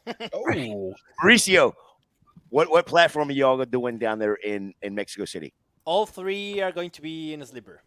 Okay, so kickers I don't care about kickers as well. For you. Okay. Oh, are you serious? Listen. I'm not a rookie person at all, and I was going to go with Dalton Kincaid and Sam Laporta back to back here because of the fact that there's no other game in town at the slot position. With those guys, I think are going to get tons of just receptions in their rookie years because of out of necessity. But man, I really appreciate getting sniped on that one. That was terrible. I'm gonna tell you, if you're in a draft with me, you're not leaving with Sam Laporta. I'm leaving with Hang on, Stacey. John just does not watch enough of your content. I know. All that is. John. He's probably my highest exposure behind Marvin Mims. Already have known that Sam Laporta was going to her. Oh yeah, but it's a rookie tight end. They don't do very well. There's a stigma about how they're going to be. I know there's so much opportunity in Detroit for a tight end now. There's it's a void in that whole position. But I was expecting to fall now and be surprising people. But yeah, Antonio Gibson and Sam Laporta are really kind of like I'm getting arrows in the back right now as I'm running away from the field here. But yeah. I agree with all that. I agree with all those things about rookie tight ends. I don't normally love them either, but I think Laporta, I think the situation that he's in, being there in Detroit, I think it's going to be a great offense. Williams is going to be out for the first 6 weeks. I think he's in a perfect role to be able to get production that you normally wouldn't see from a rookie tight end. So that's why I love Laporta. He honestly wasn't my favorite tight end coming out at all. But I just love where he landed. I think he's got the best path for any of the rookie tight ends really to have more fantasy relevance. Now I'm up again. Well, while you're up and running, I want to send the question to Bob. Bob, I know you're drafting in Dallas. Are you doing sleeper or are you doing MFL? I believe we're doing sleeper. Is what the vote was. So are you on the train of kickers don't matter? I am on the train of kickers don't matter. More or less. I mean, I'll kind of play it by ear. I'll see how the draft is going. I'm not going to be I'm not going to be diving in. I'm not going to be the first one in on kickers, and apparently not on wide receivers either. Chase, I know you're going to be out in LA. I know you like kickers. I can defend kickers a little bit. It's not that I like kickers. Well, I might get Steely just like. Let me throw this out real quick. So we're talking about these rookie tight ends, and obviously we don't know what Laporta and these guys are going to do. But when you look at the tier of like Laporta, Gerald Everett, Dalton Kincaid, Juwan Johnson, I'm looking at sleepers projections right now for Scott Fishbowl scoring, and then my own projections. Those guys are looking right now like they are going to be in the 150 to 200 range. Just using rudimentary kicker projections, the worst kicker should be at about 185. So this is kind of where a misconception jumps in on tight end premium scoring in general. Right. It helps guys like Kelsey and to a lesser extent Andrews and Kittle and those mid-tier guys move up a little bit. These lower guys at tight end still do not do enough where they're going to matter. So grabbing a second tight end other than a bye week help, you're hoping to play them in your flex, but in an MFL league, a kicker is going to beat Sam Laporta almost every single week, and that's the worst kicker in the league. If you have Justin Tucker, he's going to run away with it. Yeah. It's like I said, I don't love kickers, but I do think that they matter to an extent, especially with the scoring that you have in terms of having a solid flex option for the MFL leagues. With sleeper, I don't think it matters as much. I do want a top end kicker that I don't have to worry about finding a better kicker on the roster every week. Like that's my biggest thing, right? Is I don't want to have to search waivers to find a better kicker every week. So once the kicker run starts, I'm kind of in on that in terms of finding like a kicker that plays once again indoors. So I don't have to deal with like the Pittsburgh wind or the Cleveland wind, in week 14, 15, 16, 17 type thing. Yeah, I think that's where we all fall back to what John was saying. Like in onesie kicker leagues, just find the latest indoor bye week. Yeah. So I want a good kicker, but I don't have to have like an elite level kicker. I'm not going to be the one that starts the run. Yeah, there's Bob again down there in the corner. Bob is just over there. You know what? I just need to have like a one-on-one conversation with Bob because Bob is squirming, and if I'm talking to him and he's concentrating on one thing, he can't look at the board and see how much he's just getting beat up over here. Good Lord, Bob. It's okay. It's still just a mock. So it is just a mock, but it's just a reminder of who you're mocking with makes a difference. Yeah. Most of these mocks have been going a little smoother. And this one is going less smooth. In fact, it's rather rough. And that's not just because Chase is not sitting next to me. She was. Dude, trying to run an event, by the way, hosting, getting on the mic, trying to run the event and draft at the same time. Somebody talked about it being a sticker bitch and having to like run up there and put a sticker on a board. Imagine hosting an event on a mic while you're trying to draft for the Scott Fish Bowl with people you've never drafted with wait. industry experts. It's absolutely insane. And I had the worst team I think I've ever drafted in my entire life for the Scott Fish Bowl last year because I couldn't, like, you have to be fully attentive. Well, you All right, obviously didn't hold see my on. finish last year. I had to input all the players, put the stickers on the board, and draft my team. There were 3 drafts in Chicago, and I made the 3rd round of the playoffs. Oh, At least did you know median scoring? Yeah, did you know there was median scoring? You could have advanced further. That's always that's a cheat code, by the way. I can't wait till the expo where every single person I talk to for 3 days is going to tell me about median scoring. I'm going to have a shirt made that says something about I know what median scoring is. Yes. Can't wait. Jorge's already ordered that thing. Ryan McDowell, you just I got an invoice. Tonight you put Jamie into Scott Fish Bowl 13. Yes. Also just chose his favorite player in this rookie draft. That just nice. Roshan Johnson. So you are making Jamie's night. What's the thought process with getting Roshan Johnson right there? Did you and Jamie work this out like prior to the show? I'm wondering because this is like a Jamie show with Ryan McDowell. Yeah, I mean, I love Roshan at this point. You look at the available running backs, and he certainly has a chance to win that starting job in Chicago. And I see him as one of the guys left on the board with a lot of upside at that position. And there aren't too many of those guys left. No, they all left when McKinnon Miller went. Yeah. Yeah. I'm going to take a guy with no upside here, so I'll try to balance it out a little bit. Bob, that came across with a little like I can't believe I didn't get my guy. Chase, you are on the clock right here. I don't think I've gotten any of my guys yet. Love your draft right now. I don't know what the deal is that they are loving your draft. So, what are your thought process right now at this 13-6 spot? I need another quarterback to become solid, and I'm kind of shocked that Mac Jones. I was literally just looking at that. I love that. It's that's going to be my locked in guy just because like he'll give me a base, with no negative scoring. If they sign DeAndre Hopkins, his value shoots up probably 2 rounds, maybe 3 or 4 in this setting. So I'm going to go ahead and click the Mac Jones button. Let's go. I think you have to make Mac Jones's nickname "No Negative Scoring." No negative scoring. I mean, he's an offensive coordinator now. He doesn't have a defense coordinator trying to run an offense. This is going to be great. Kevin, sorry, Matt. Yeah, if you listen to Matt Patricia, that is not a knock against you. We think you're still a superb human being, but Chase hates you. Terrible as offensive coordinator. an offensive coordinator. Chase Vernon, you can reach him at FF_intervention. When you Hey, go that big shout out far. to Scampers, by the way. Mr. Scampers in the chat. Yes. Yeah, I saw his thing and I had to go back and look. And I'm like, okay, yeah, Chase, it did have a decent draft so far. And of course, he had to go and fuck that up with Mac Jones. But, we'll leave. It's the 13th round. I mean, whatever. Kevin, what are we thinking right here? I think I'm going to draft a player. I just don't know which one yet. That would be Great choice. Yeah. I like to keep it as general as possible. I think you should text Bob and find out what player he wants. It's like that. What is it? The Yahoo draft grade that you get when you finish up the draft, and it's like, yes, I won this one, A+. A+. I think I'm going to steal a line from Andy Barron saying I'm going with the unique 0 good player strategy. I've been doing that for years. What are we talking about? Ahead of the curve. Kevin, was it you that didn't take a running back until like the 13th round or something last year? Yeah, I was up there. I was on there for I think the first 10 rounds, and then I took Ronald Jones actually last year. Ooh, so you didn't take a running back in that round either. No.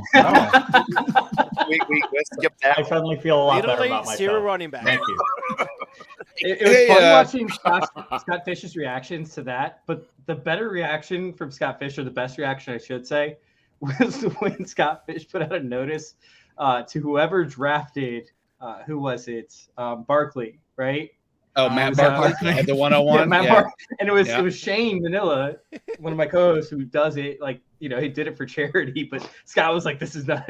I was on the podathon when that happened. Yes, actually, because it was me and Gary. It was so funny, and it ended up being great. Like, I think Shane ended up raising, like $400 or $500, but that was cool. Yep. Yeah. Awesome.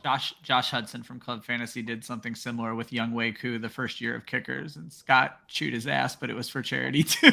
So. That is the best thing, and that's what a lot of people, you see them on Twitter, you see them everywhere, complaining about not getting in. The best thing about this is it is for charity.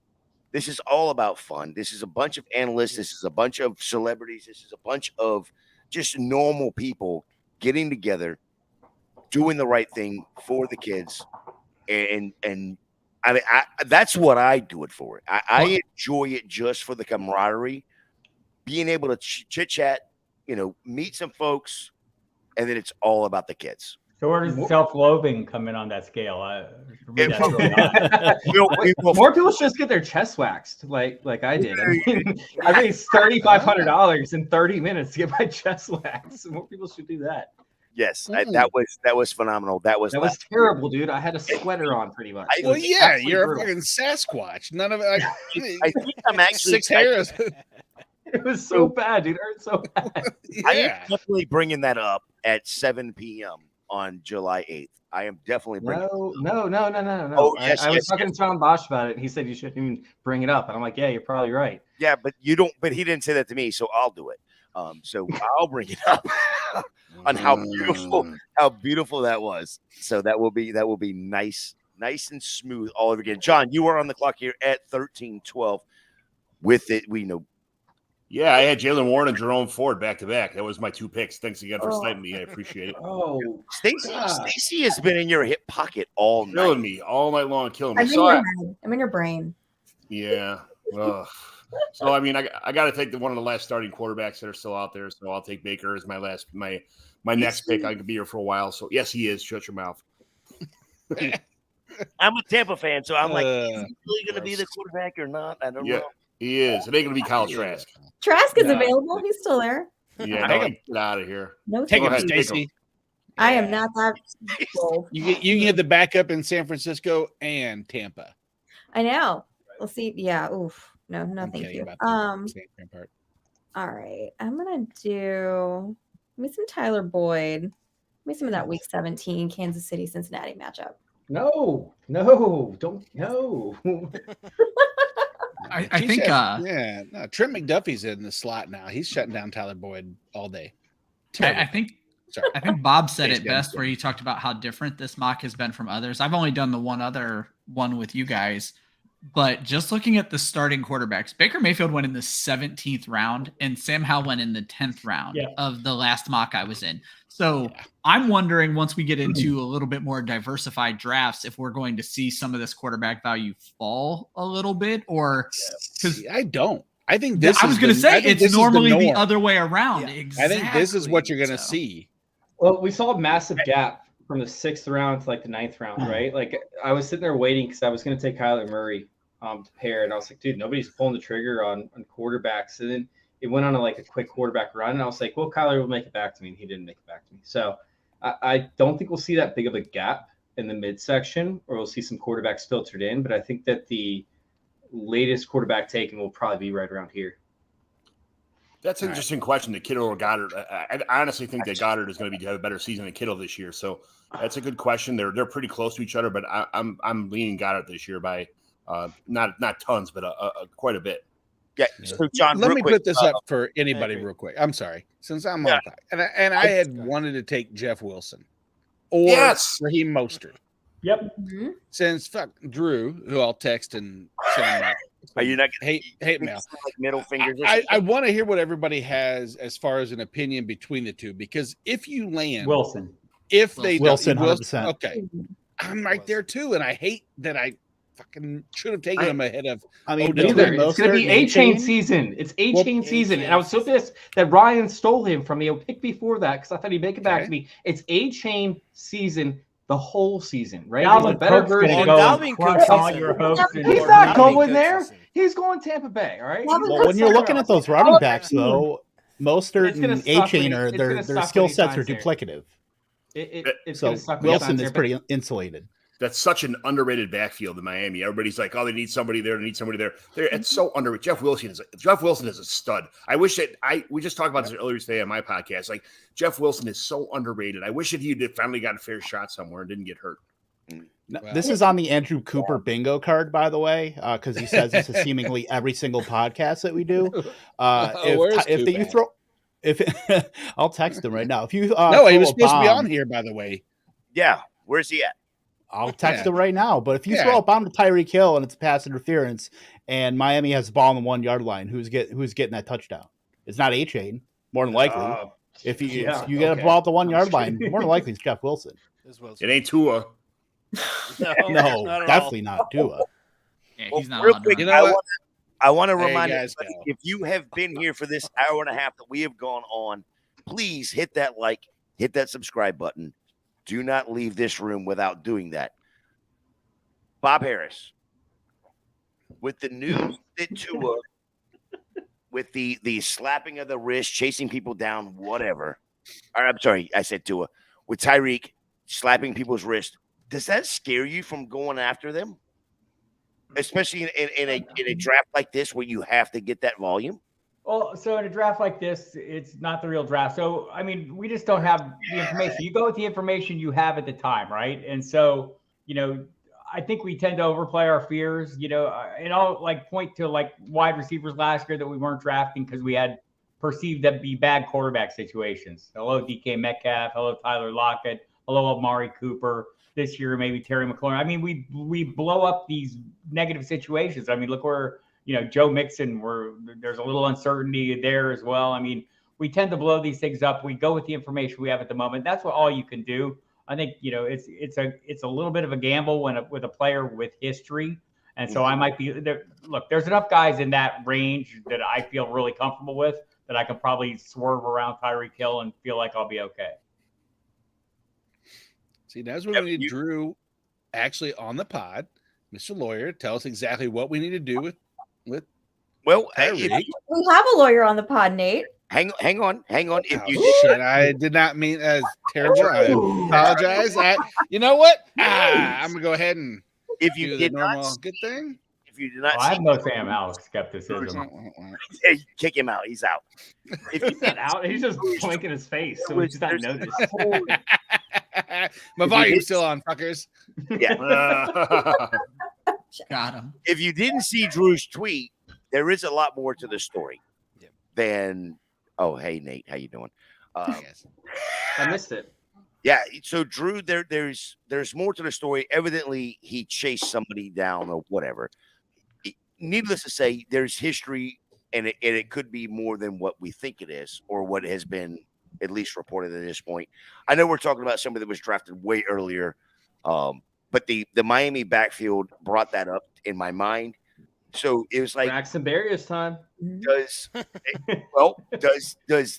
if Tyreek Hill is out for any period of time, and Mauricio, you are on the clock, so I'll let you. Go ahead. Okay, I'm going to send it to you first. If he is out for any extended period of time, does that boost anybody other than Jalen Waddle? Does it boost anybody in the backfield other than Jalen Waddle being outside? Does it anybody in that Miami offense? I don't want to say that boosts someone. Really, it's really hard question. Probably Raheem Mostert, but I really don't know. I really don't want to make a bet on another receiver from the Dolphins without Tyreek Hill. Yeah, they don't have any tight ends, so I mean, it's like It's probably everybody just plateaus. Yeah, Cedric Wilson might be the best bet for. Wouldn't that suspension come in 2024 versus 2023? Like, there's no way they're going to. You never know with the NFL. That's the thing. That's We're exactly. still waiting on But commemorate. they're gonna push back the court case, right? Like they're gonna continue it up until the tail end of the season. Mhm. You would think, at least, right? Yeah, but We're the talking NFL for could do- Mixon The NFL or could, for Tyreek Hill. Tyreek, if there is anything. I was just going to say, so the cops have already come out in that one and said it's going to be up to the person he went after to go to the county investigator to even pursue I charges. thought he at this already point. did. And that person has already come out and said that he's Yeah. not going to. no. Oh, I thought he said he wants was. to. I think it Yeah, was, he wants yeah. to. Yeah. Yeah, he said he was going to. Oh, The first interesting. report was that he wasn't, but then Right. the next day, That's the- okay. report was that Today he it said was. that he was. Yeah. Yeah. Okay. Right. Well, the Yeah, video he said he wasn't going to, and there was like, "You're an idiot. You're gonna make a ton of money. You should do it." And he's like, "Oh yeah. He hurt my head a lot when he slapped me." Smart move. On second It's a thought, smart move. you know. I'm sorry. On second thought, you're right. My shoulder hurts. I got numbness in my fingers, and Yeah. my family needs a new house. And My for lawyer those is That's like also a doctor. I know. Right. But no, I Sorry. mean, it's not going to, like, by the time they push all that back, it's not going to take into account for 2024. So I wouldn't even worry about it for 2023. Right? Bob, nice pick on Romeo Dobbs right there. I like that pick a lot. Yeah. I felt like I should wait another round, and then I realized who I'm drafting with. Actually, back to back, because our friend Colby Conway, I told him I promised I would draft Nico Collins, and I thought round 15 would be safe, and I was incorrect. And Collins so was my next pick as Don't well. worry, you got like a so. dozen bad Houston Texans past a couple weeks ago. Nate, he also told me to draft everybody else from Houston, and I Noah believe Brown will he be there in the was, 22nd. You're good. he was you kind of prefer biased. a kicker over Nico Collins? Come on. I did Justin Tucker over Nico Collins all day, Mauricio. Okay. If you look at the total points, I promise know, you I know, Justin I know. Tucker will outscore him. Yeah, of course. But yes, I- Well, my didn't you team- just see the headline that Nico Collins is Julio Jones? Oh, Lord. Okay. Yeah, did you not see the because he article that watched said tape of Julio Yeah. Jones. Justin Tucker is Justin Julio Jones. Him. He's Julio Jones. Julio Jones. Justin Tucker is Julio Jones. Insert median scoring joke so Nate can Insert feel median stupid. scoring. Got it. Understood. Good Lord. Good So I'm sitting here, right? And I told Nate before the show, I was like, dude, I'm so glad I didn't drink tonight before like the show, because by 10 o'clock, I'm normally, ready to go to bed. I'm 3 sheets to the wind. And so I pulled out a bottle of bourbon that a friend gave to me that we crushed part of it the other night. I'm sitting there. I'm like, dude, I'm already feeling buzzed. And I realized I'm drinking 100 proof bourbon right now. Like it's 80 proof. I'm like, oh my God, this is throwing me through a loop. So you guys might get a little treat later. Who knows? You guys might not get sniped as often, Bob. That's why I'm here. Exactly. Just waiting as long as you can. Bob comes alive in the teen rounds. This is where you tax. Nope. Round 18, we're going down. Bob, I'm excited to do this in the King's Classic auction coming up. 'Cause I'll The be in defending the Jim Brown champion, with sir. The defending champion, sir. I'd like a little respect, please. Hey, I won the Blanda auction last I know. year, so I'm belt for Congrats. belt. Let's go. Title for put us in the cage. Wait, we need Right now. belts. We need belts. I got belts. I got a belt. I got my King's Classic belt. What the hell is it? So do I. It's in the back. Stop showing Yeah. off. Oh, are we I don't have grabbing a belts? belt. Is that I what see we're you doing? coming, Kevin. I don't have a belt. I don't miss. I see you coming, man. I got a belt. What's up? Oh, Bob, you. This I is know a PGA belt though, so it doesn't really count. And I didn't win it. I just got it to give out as a sample. that great That's a sample chase from It's a sample belt for the PGA. dick. What a Might as well be carpet samples Dude. with Chase. What is it in the Did chat? y'all I see the have mini Sam belts, no though? skepticism. There is no skepticism here, people. That rushing ability, so overlooked. No skepticism. Dude, have you guys seen the mini belts though? For real? These things are sick. Like these things are dope for like home leagues. Like they're mini belts. Nice. What is that? I mean, that is super small. But why do you got to bring? Why do you not have a fantasy? Or is it a large watch? What's the? Yeah. Is that going around my arm? Skinny ass For the Chase hand. is like, look at this monster. And I'm like, You can use it as a it's hat. around my goddamn bicep. Oh, I love it, man. Nate's gonna take that to work and wear it as a choker.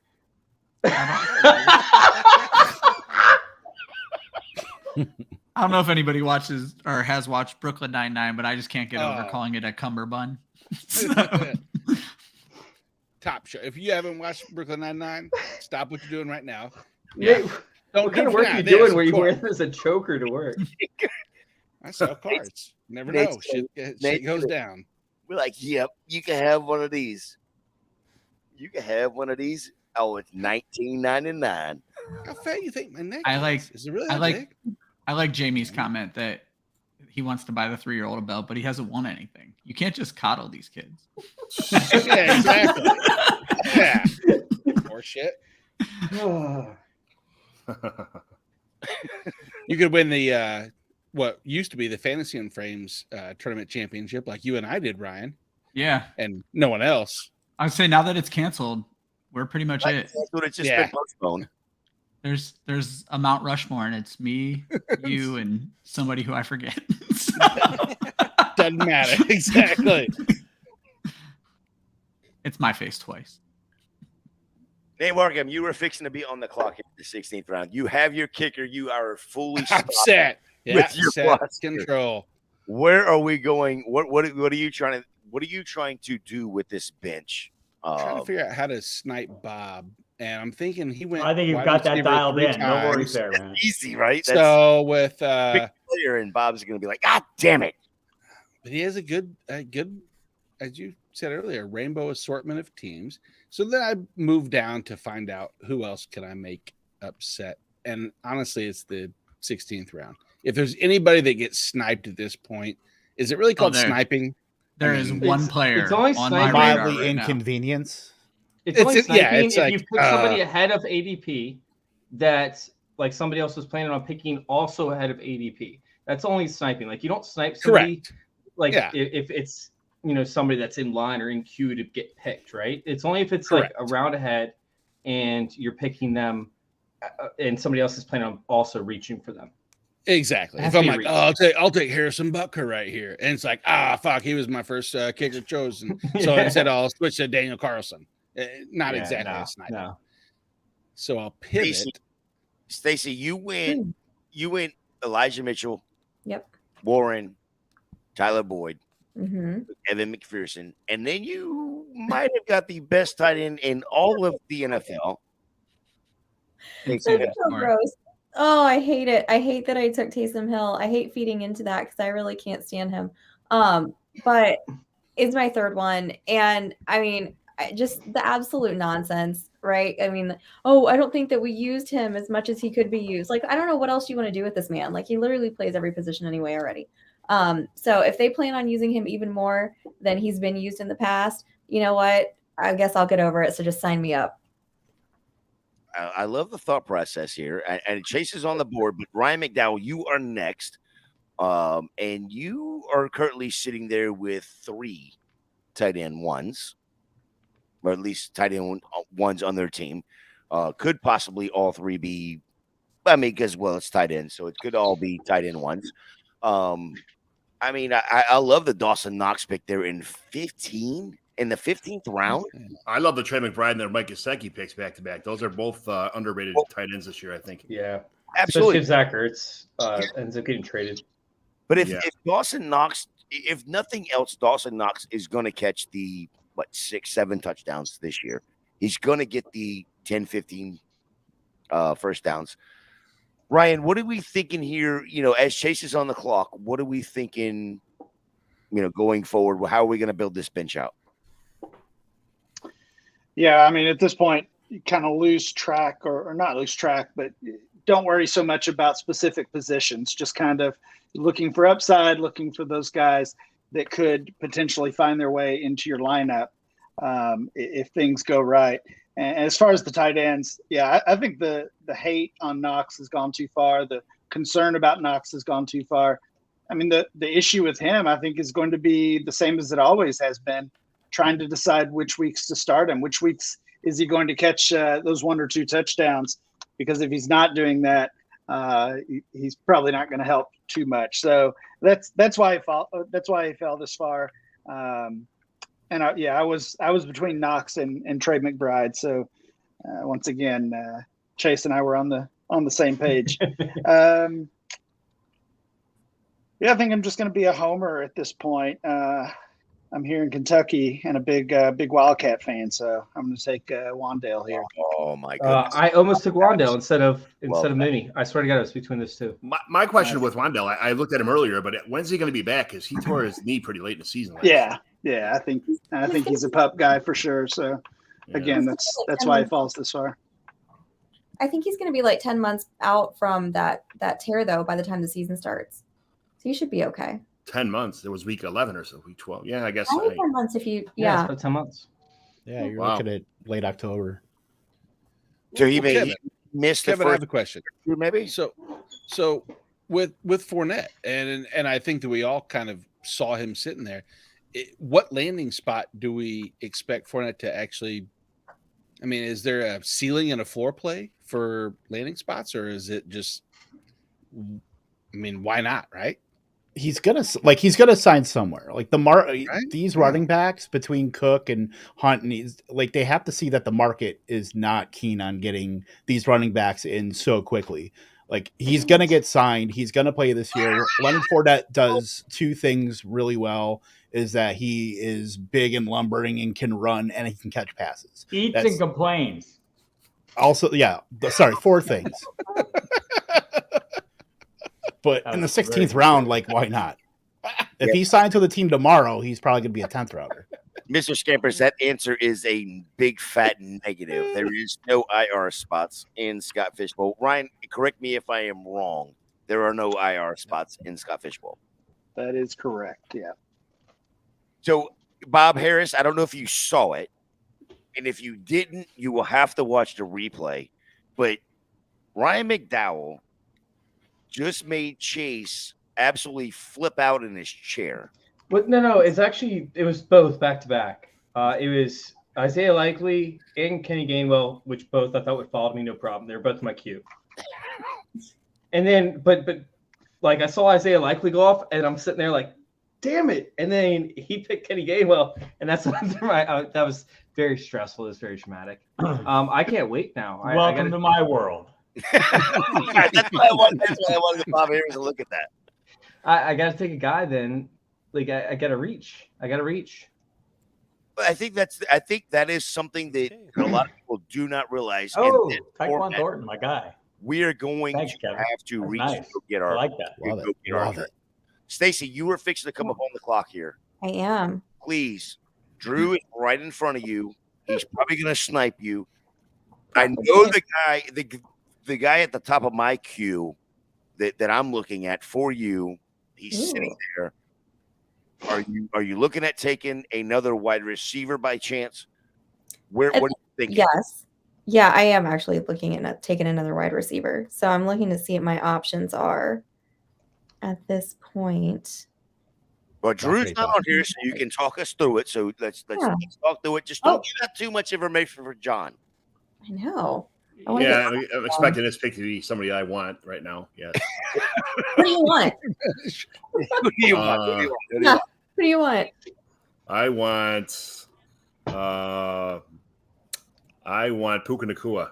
There you Oh, go. okay. At this point, I think that's a great pick, John, for you. I don't know. We've clearly hit the New York Giants wide receiver portion of the draft. You're in that spot. All 15 irrelevant ones. Yeah. So I'm actually going to take Mechie. I really like Mechie.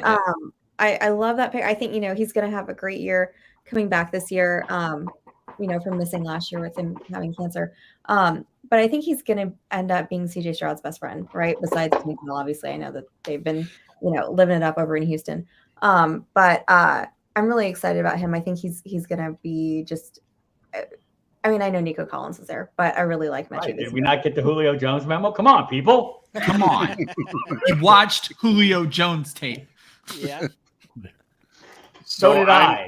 I'm a little bit. I'm expecting a call anytime. Tank Dell and John Mechie or Julio Jones in a trench coat. I played in 2 quarterback leagues my whole life, and then Superflex kind of took over, which is not as intense as 2 quarterback, but there's no waiver wire here, which is there's no trading. In this league. So if your quarterbacks go down, you are SOL. So I'm taking Will Levis here just because I think at some point in time he's going to start getting the starts, and I'm taking the NFL MVP for 2023, Sam Darnold. Whoa. There you go. Hey-o. John, I want to come back to you on that comment because I think it's absolutely bullshit. But The only team that has 3 receivers, 3 quarterbacks taken. The only team so far in the draft. Very, Stacey, where we at? What very are we telling. here? I think you are going another. I think you're going to do another wide receiver here, and if you don't, I am absolutely going to be surprised if you don't take this. Yeah. So I was looking at my receivers, which is so unlike me not to have as many as I do, or to have is probably the least amount of receivers I probably drafted all year. So I'm taking a look at. Let's see. Well, talk us through the process. We were in the 18th round. It's like, okay, now it's players are all jumbled together or whatnot. Talk us through the process. What are your actual thoughts going through your head? Okay. So I'm looking for guys that could have, like we talked about at this point, you're getting towards the end of the draft. You're looking for guys that could have potential to have some upside. And so somebody that I really like, and this might just be like the dynasty brain here talking with all the rookies, but I really like Jonathan Mingo. Right here, I love him from Ole Miss. I think he's going to end up being really great pairing with Bryce Young there in Carolina. I think that's going to be a lot of fun. Adam Thielen, right? He's kind of old. He's kind of like foot out the door, right? Okay. Who else does he have? It's not a great setup there for him. But so I really like Mingo. I think there's a lot of potential there. And taking him in the 18th round, that's good value for me, I think. Adam Thielen's kind of old. Yeah. He's waiting in line at the Sizzler for tomorrow's early bird. Isn't he already doing stuff for NFL Network or something, right? Like he's already got he just sponsors AARP He's like card. a child. Yeah. I love it. We got a few more rounds going on here. Nate Markham, you are on the clock here. You have a shit team. I don't know how you. No. Wow. The most eloquently way of saying this team, for sure. How can I add some corn to this already shitty team? And I'm thinking, I got an idea. How about we take what I consider a rebound quarterback in Matthew Stafford with a wide receiver who should most likely be their number 2, despite what the Puka Nacua hypes will say. We'll go with Van Jefferson. That's a good pick. Why not? Thank you, John. And that's the only his opinion I need. Everybody, and look at Jorge taking Puka Nacua back-to-back Rams wide receivers. Jorge clearly taking the lesser of 2 stalwarts. Nate, is your draft guide from 2021 or 2020? Yes. 2021. Right, it's mostly football diehards. I got signed by Bob last year when I was there in person. He signed it. Explains everything. It's fantastic, by the way.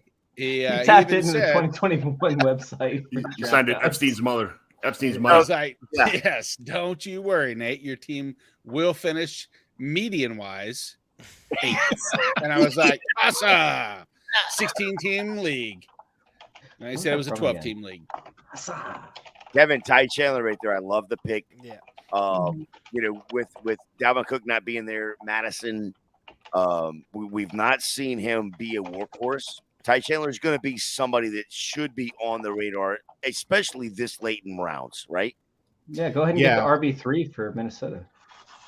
Whoa. Yeah, the special teamer for Minnesota. Yeah, Dwayne McBride, who probably won't sniff special teams. Like Kenny Wong will probably be a core. Okay. Yeah, I mean that's my bet is that Madison is, just efficiency metrics. He has been like not good even in limited spells. You would think in for 3 years he would have at least challenged Dalvin Cook, even though he was pretty entrenched there. But Ty Chandler, between Ty Chandler, McBride, and Wongwu is getting some looks on offense now in camp. McBride seems like he'd be the odd man out, even though he's probably the best pure rusher there, just because he doesn't play special teams. Vikings aren't going to suit up for running backs on game day. So I do like Ty Chandler there to kind of at least get the first shot of if something happens to Madison or Madison's not good. I like Chandler there. Yeah, we don't like actually logic in our reasoning here, Kevin. So we're going to go ahead and bypass that. I like to just go with pure speculation and gut feel at this point. We're a vibes-based Scott Fishbowl. We're a vibe, exactly. No vibe. Ryan Weiss going with KJ Osborne. Bob going with Kareem Hunt. Mauricio Chuba Hubbard. On Chuba Hubbard there being behind Miles Sanders. Miles Sanders coming in. You have the rookie quarterback. Sell me on Chuba Hubbard there, especially in the 18th round. I don't mind it in the 18th round, but sell me on Chuba Hubbard in Carolina. Well, if something happens to Miles Sanders, there's no one but Chuba Howard, and he did it medium well. Medium well last year.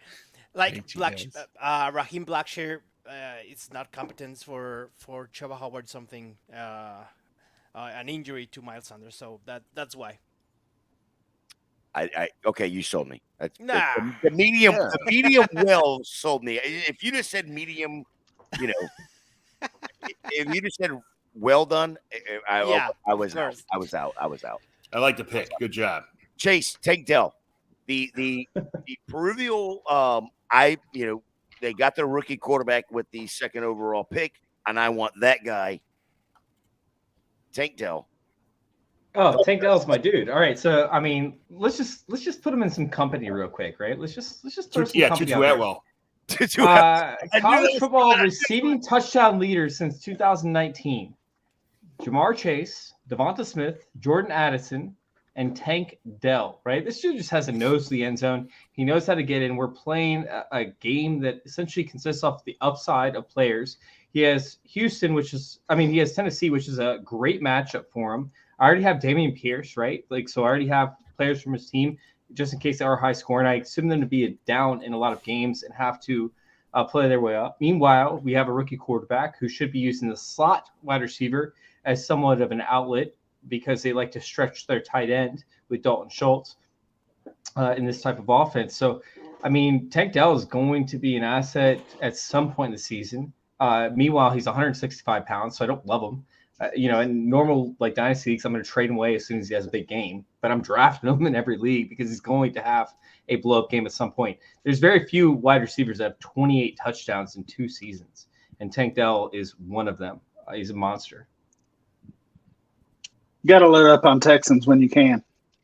Yes.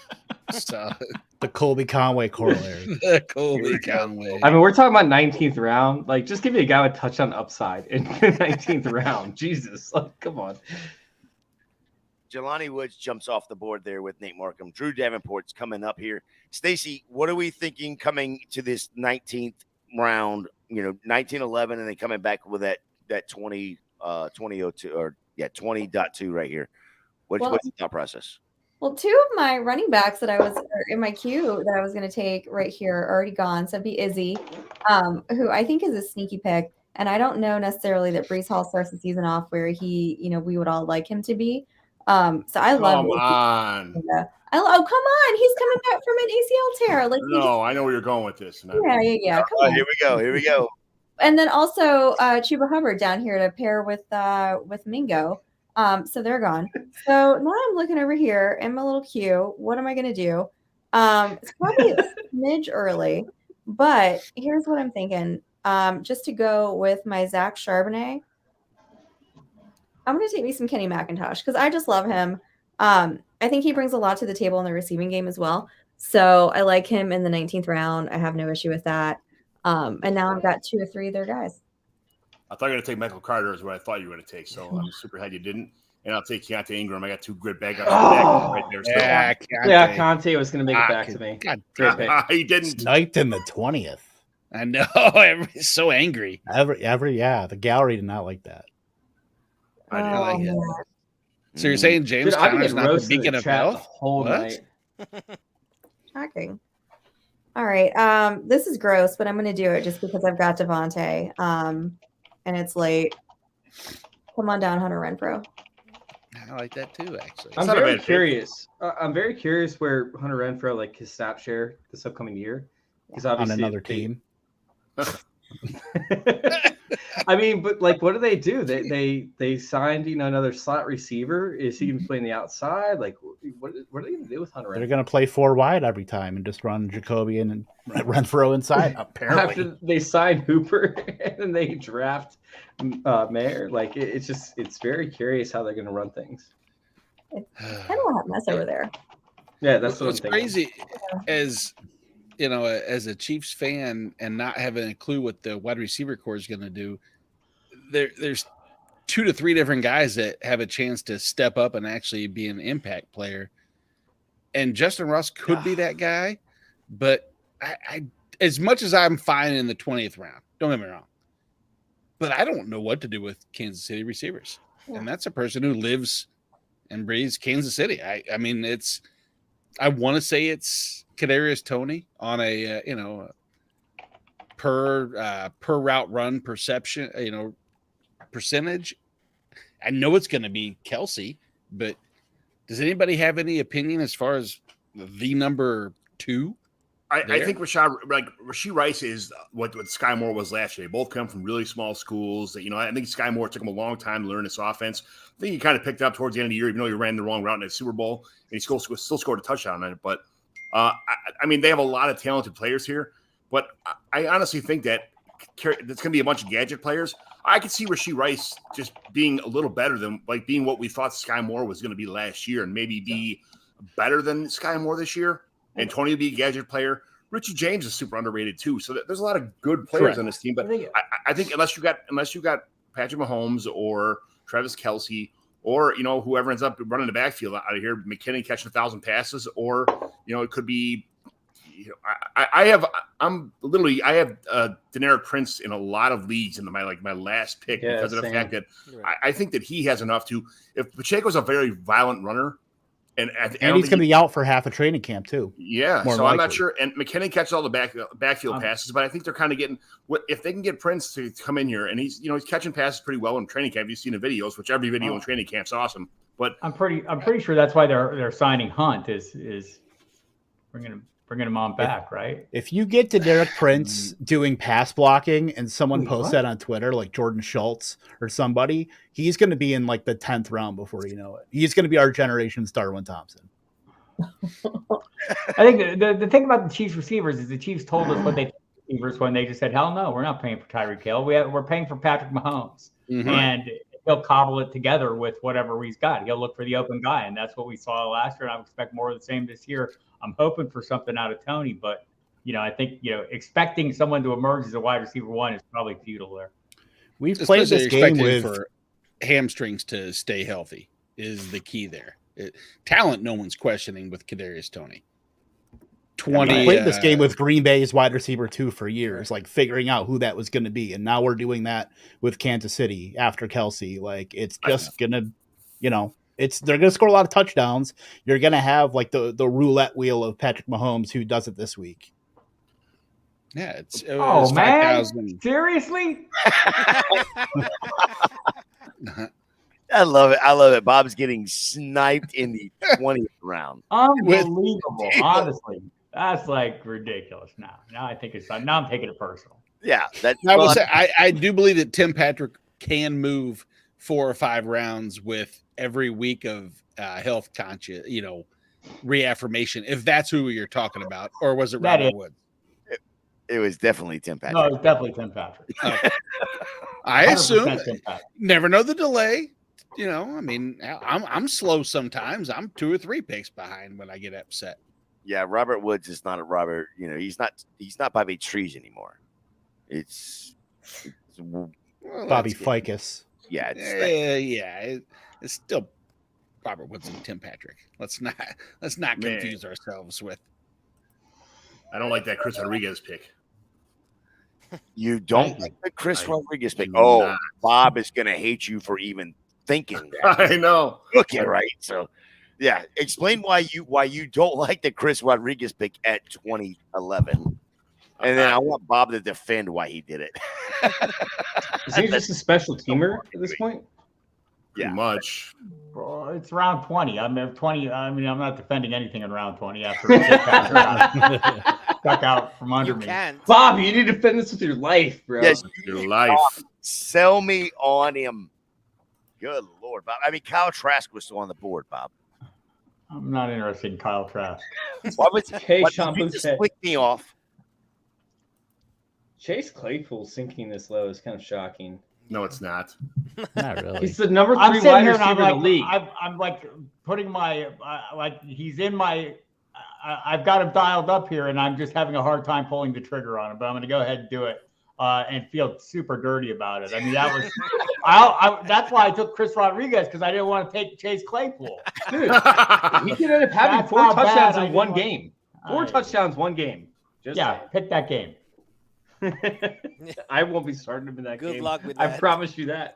You know, when you hear these reports coming out of camp, everybody's doing this, everybody's doing that. When you hear the bad reports, that's what you take seriously, and it's all we've gotten in Chicago is bad reports on Chase Claypool. Has it? I haven't even seen those, to be honest. It's been nothing but bad reports for Chase Claypool. I really haven't don't seen like him. He's been horrible in camp.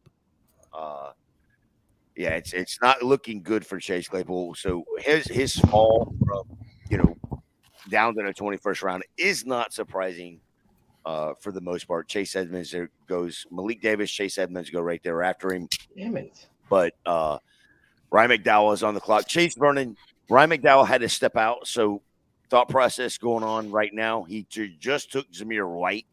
What are you thinking here? So I could either take like Jacoby Brissett essentially and grab a potential starter. The starting quarterback in Washington, yeah. Potentially. We'll see. I just took Mike White, who I think could still be a top 12 quarterback if something happens to Tua. So I got my handcuff.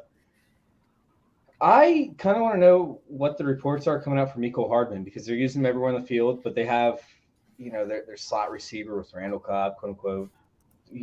That's an interesting spot. But typically I like to draft running backs in this range.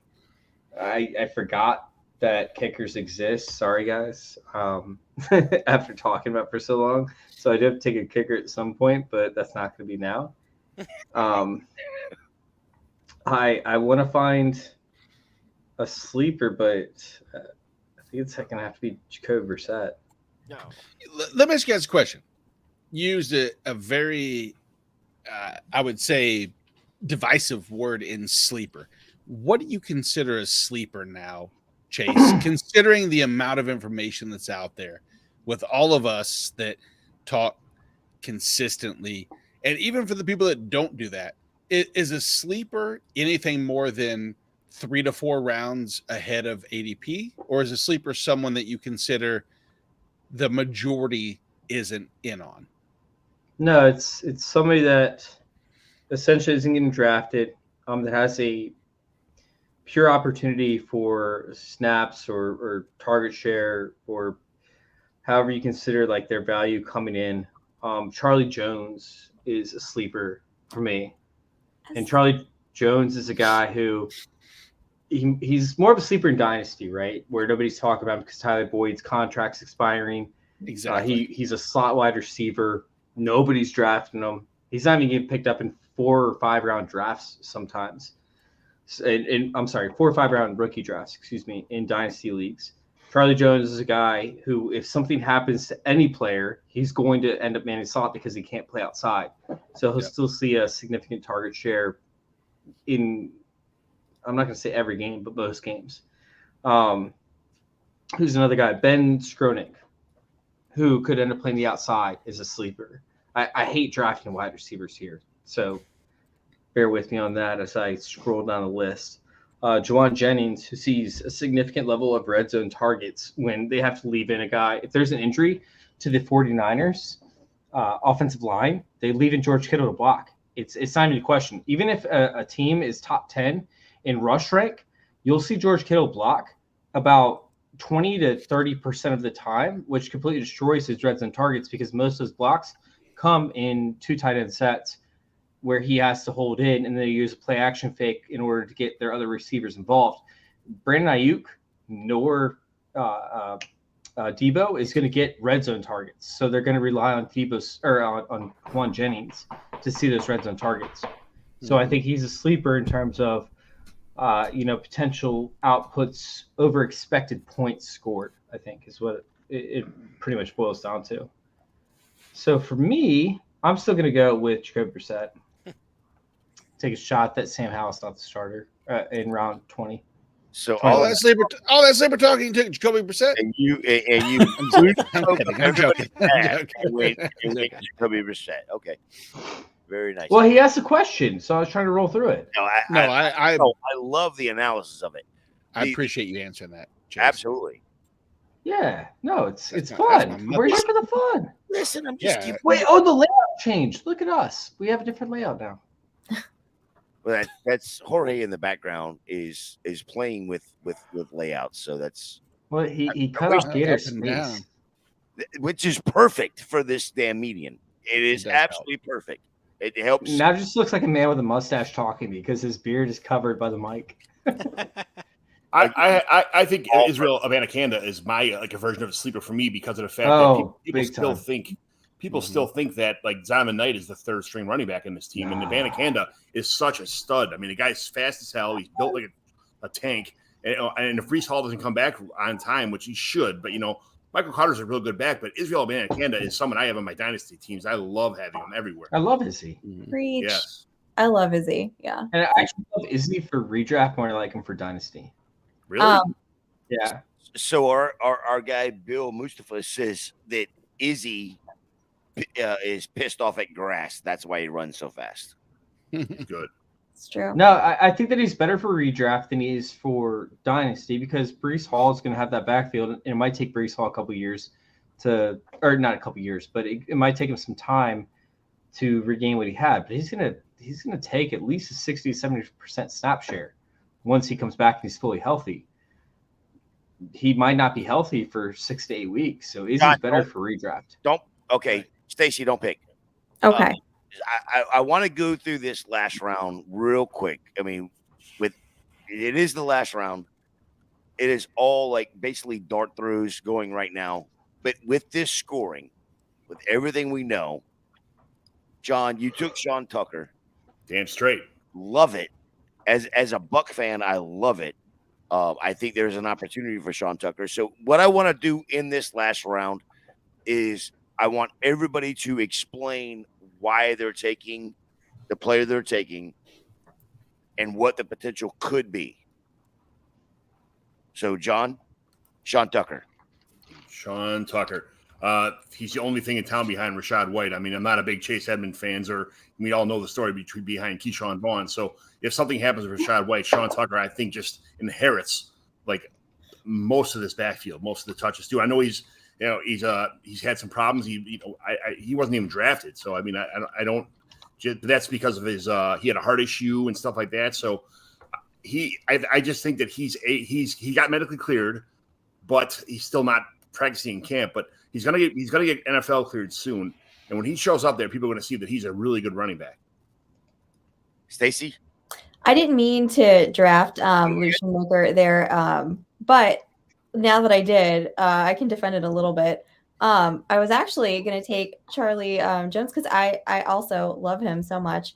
But I don't hate the tight end pick here, just because also he kind of goes along with my Detroit group with I've got St. Brown and Laporta, especially in that week 17 game. That's going to be a dome game. So I think that's got a lot of potential to be a pretty high scoring game there. So don't hate that. But yeah, I definitely wasn't intending on taking him, but that's okay. I'm not. Yeah, Schumacher might be the starting tight end this year if he plays. He absolutely could be. He totally could be. And again, he's my fourth guy. So, not in the last round, not a big deal. If he's going to be a starter, you better learn his name, and it's Schumacher. Schumacher. Is that a Boston way of saying Schumacher? I can say Izzy Abanikanda, but I can't say Schumacher. So. Nate, what are we thinking right here? 22nd round. Where are you going and sell the people on why this person that you're taking is got it. Okay, got it. So I'll let you answer it this way. Can you find a person that's available that in the last 3 years has had 150 targets 2 of the last 3 years? Keyshawn Boutte. We'll say 2 of the last 4 years. Sorry, my math was wrong. And I don't like what? He has had 150 targets in 2 of the last 4 years. He's in a system now, which is not exactly the most enticing, It's but Allen Robinson. it is Yep. Allen Robinson. It is It's Allen. not Oh, my that's trash, favorite. though. That's trash.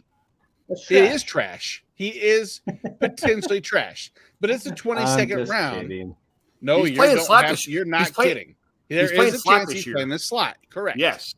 Right. And if there's a position for a red zone target to be in the slot, there's an opportunity for him. And I have Kenny Pickett. And I also have George Pickens. And I have way too many pieces of this Pittsburgh offense that I don't love. But at the same time, it's also the 22nd round. And we're talking about Greg Dortch, Marvin Greg Jones. Dortch, get the torch. Yeah, yes. Correct. Yes. Fantastic. When everybody else is hurt, he is wonderful. But no, I know what you're saying. I hate Allen Robinson because I keep going back to him. I mean, you could have picked Dwayne Washington, but I mean, Darnell Washington. The black. I could have picked Dwayne Washington too, right probably, tackle. and he probably would. It wouldn't matter, honestly. All right, so Kevin turns right around and takes the guy that you wanted to take in Dortch. I love Dortch. Who wanted Love to take Dortch? I like Dortch. Like, okay, so I've got 2 Philly players, week 17, if you want to play the 22nd round bring back on the Philly Eagles. But look, Greg Dortch has 100 target upside, first down upside. A team is going to be absolutely awful. Right now, we're looking at without Hopkins, we're looking at Rondale Moore. We want Wilson to be a thing as a 3rd round rookie, but more than likely playing split end, it's going to be like the corpse of Zach Pascal. It's going to be gross there. Greg Dortch could be the guy earning the most targets in that offense, and you get him in the 22nd. Like between him and Slayton, you could make a case for 200 targets in both those players. Yes. Very fair.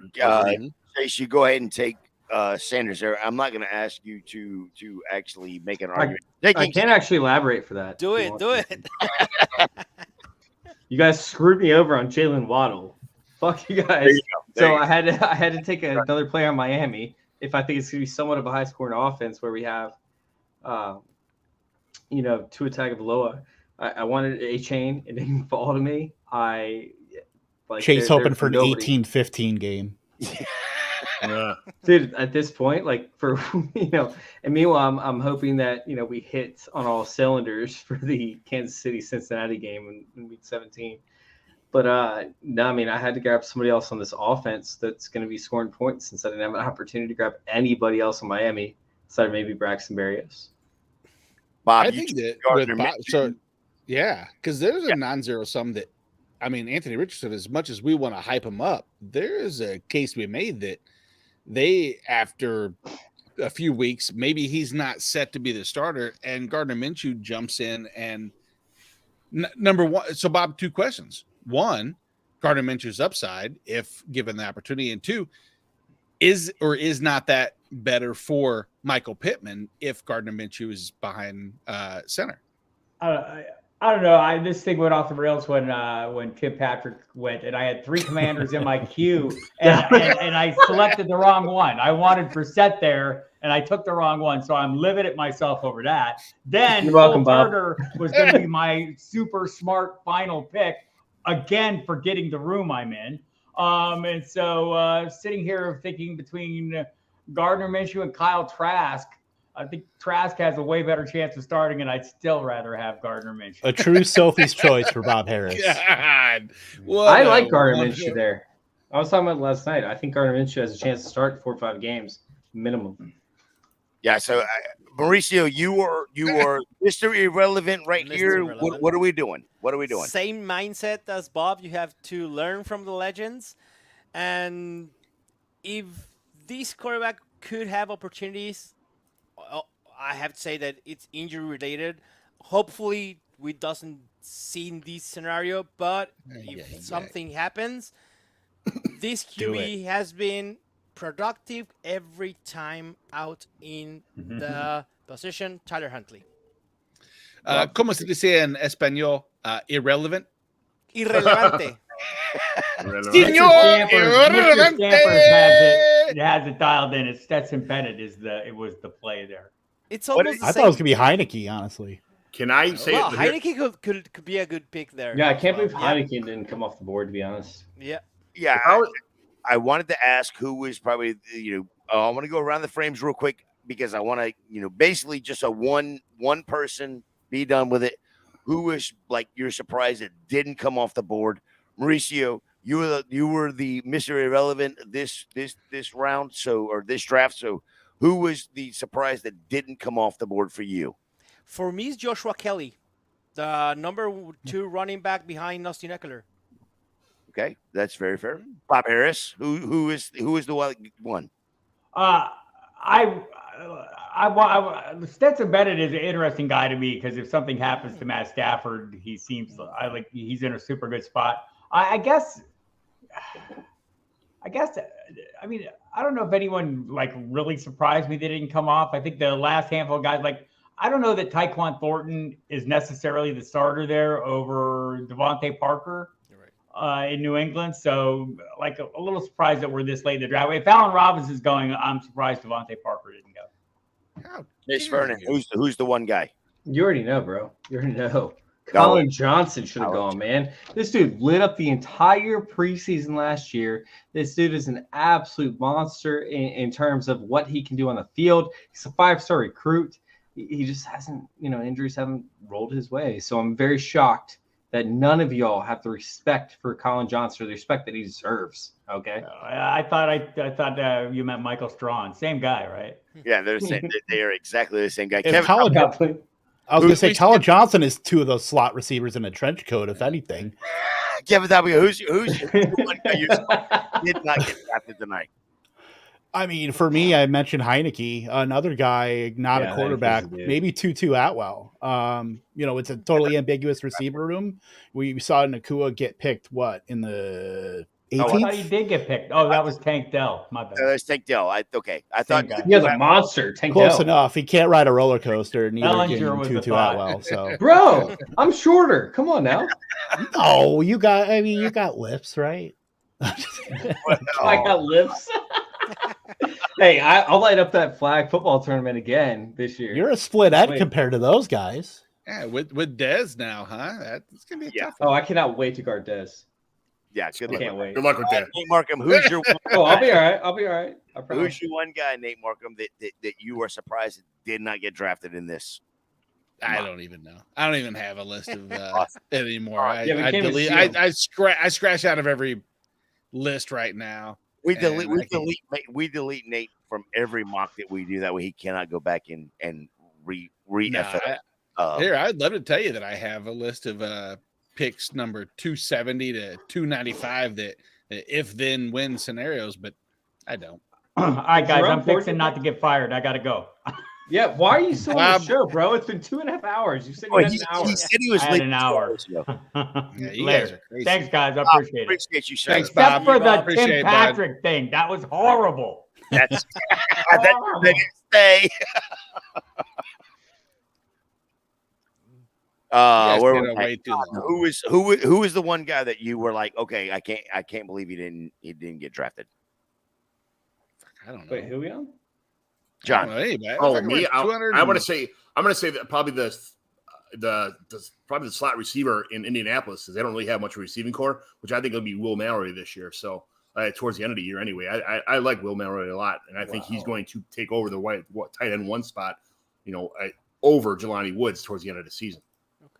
Oh, All right, fellas, we're gonna wrap this up. We've gone 2.5 hours basically. Great fucking show. Appreciate everybody in the chat. Appreciate the guys that were able to get on, even if they were not able to stay with us all night. Kevin, John, Chase, Mauricio, Nate. Love every single one of you. Appreciate y'all. Kevin, anything going on that you want to tell them about? Yeah, doing great work over Fantasy Alarm, putting out my 0 RB manifesto tomorrow morning/afternoon. So look for that. Otherwise, lightning round on Tuesdays on our YouTube at Fantasy Alarm / Better Sports Network with Andrew Cooper and Britt Flynn. John, what do you got going on? I do my commissioner evaluation pod. I just kind of steal Nick Scripps. He's my neighbor, so I steal his his StreamYard thing. So, but I'm pretty much a free agent. Just His doing Wi-Fi. He still Yeah. has his Wi-Fi. I sit in his backyard, uses Wi-Fi, and he uses the thing. But I do stuff underneath the P2W label. But I'm pretty much a free agent, just having fun doing fantasy football stuff. So it's just having a blast, man. My kids are a little bit older now. I am, so I got time to F around on Twitter on John McGlynn 75 and just put out content whenever I can and be invited to shows like this, which I super appreciate tonight, Nate. This was a great. I mean, you have no idea how. My wife's like, I have to work overtime tonight. I'm like, yes. Chase, what do you got going on? Tell them. So I got a little bit ahead of myself, right, with the dose score. I was like, I'm going to divide into games. We're going to get really specific in the games of the dose score. Dose score is the dump-off containment efficiency score judged by running backs against defenses, how good defenses are at containing pass catching running backs.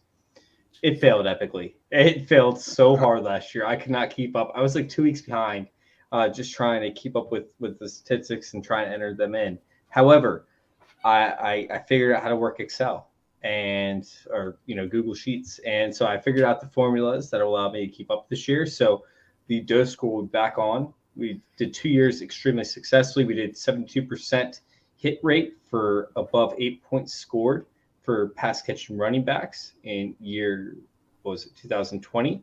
2021, we were over 80%. 2021, we were at 85%, but I couldn't get it out quick enough. So that was an epic fail. However, we found a way to actually do it to get the formulas right for the dose score. I'm very excited to launch that for this year. So keep an eye out for the DOCE, the dose score for 2023. It's incredible. Chase, I'm so jealous because I've been trying. I do Google Sheets by hand, and it takes me about 7 hours to do my 400 list, like going play by player. So stupid. Me and Let's get up. Let's work together. Oh, listen, I've had figure out Peter some stuff. Howard and everybody else on there. The problem is, like, Peter Howard explained to me that you can learn how to do that kind of stuff from like 7 different people, but it's the same thing. It's like, I'm an electrician by trade. He told me, like, imagine if you had 7 different electricians in your house.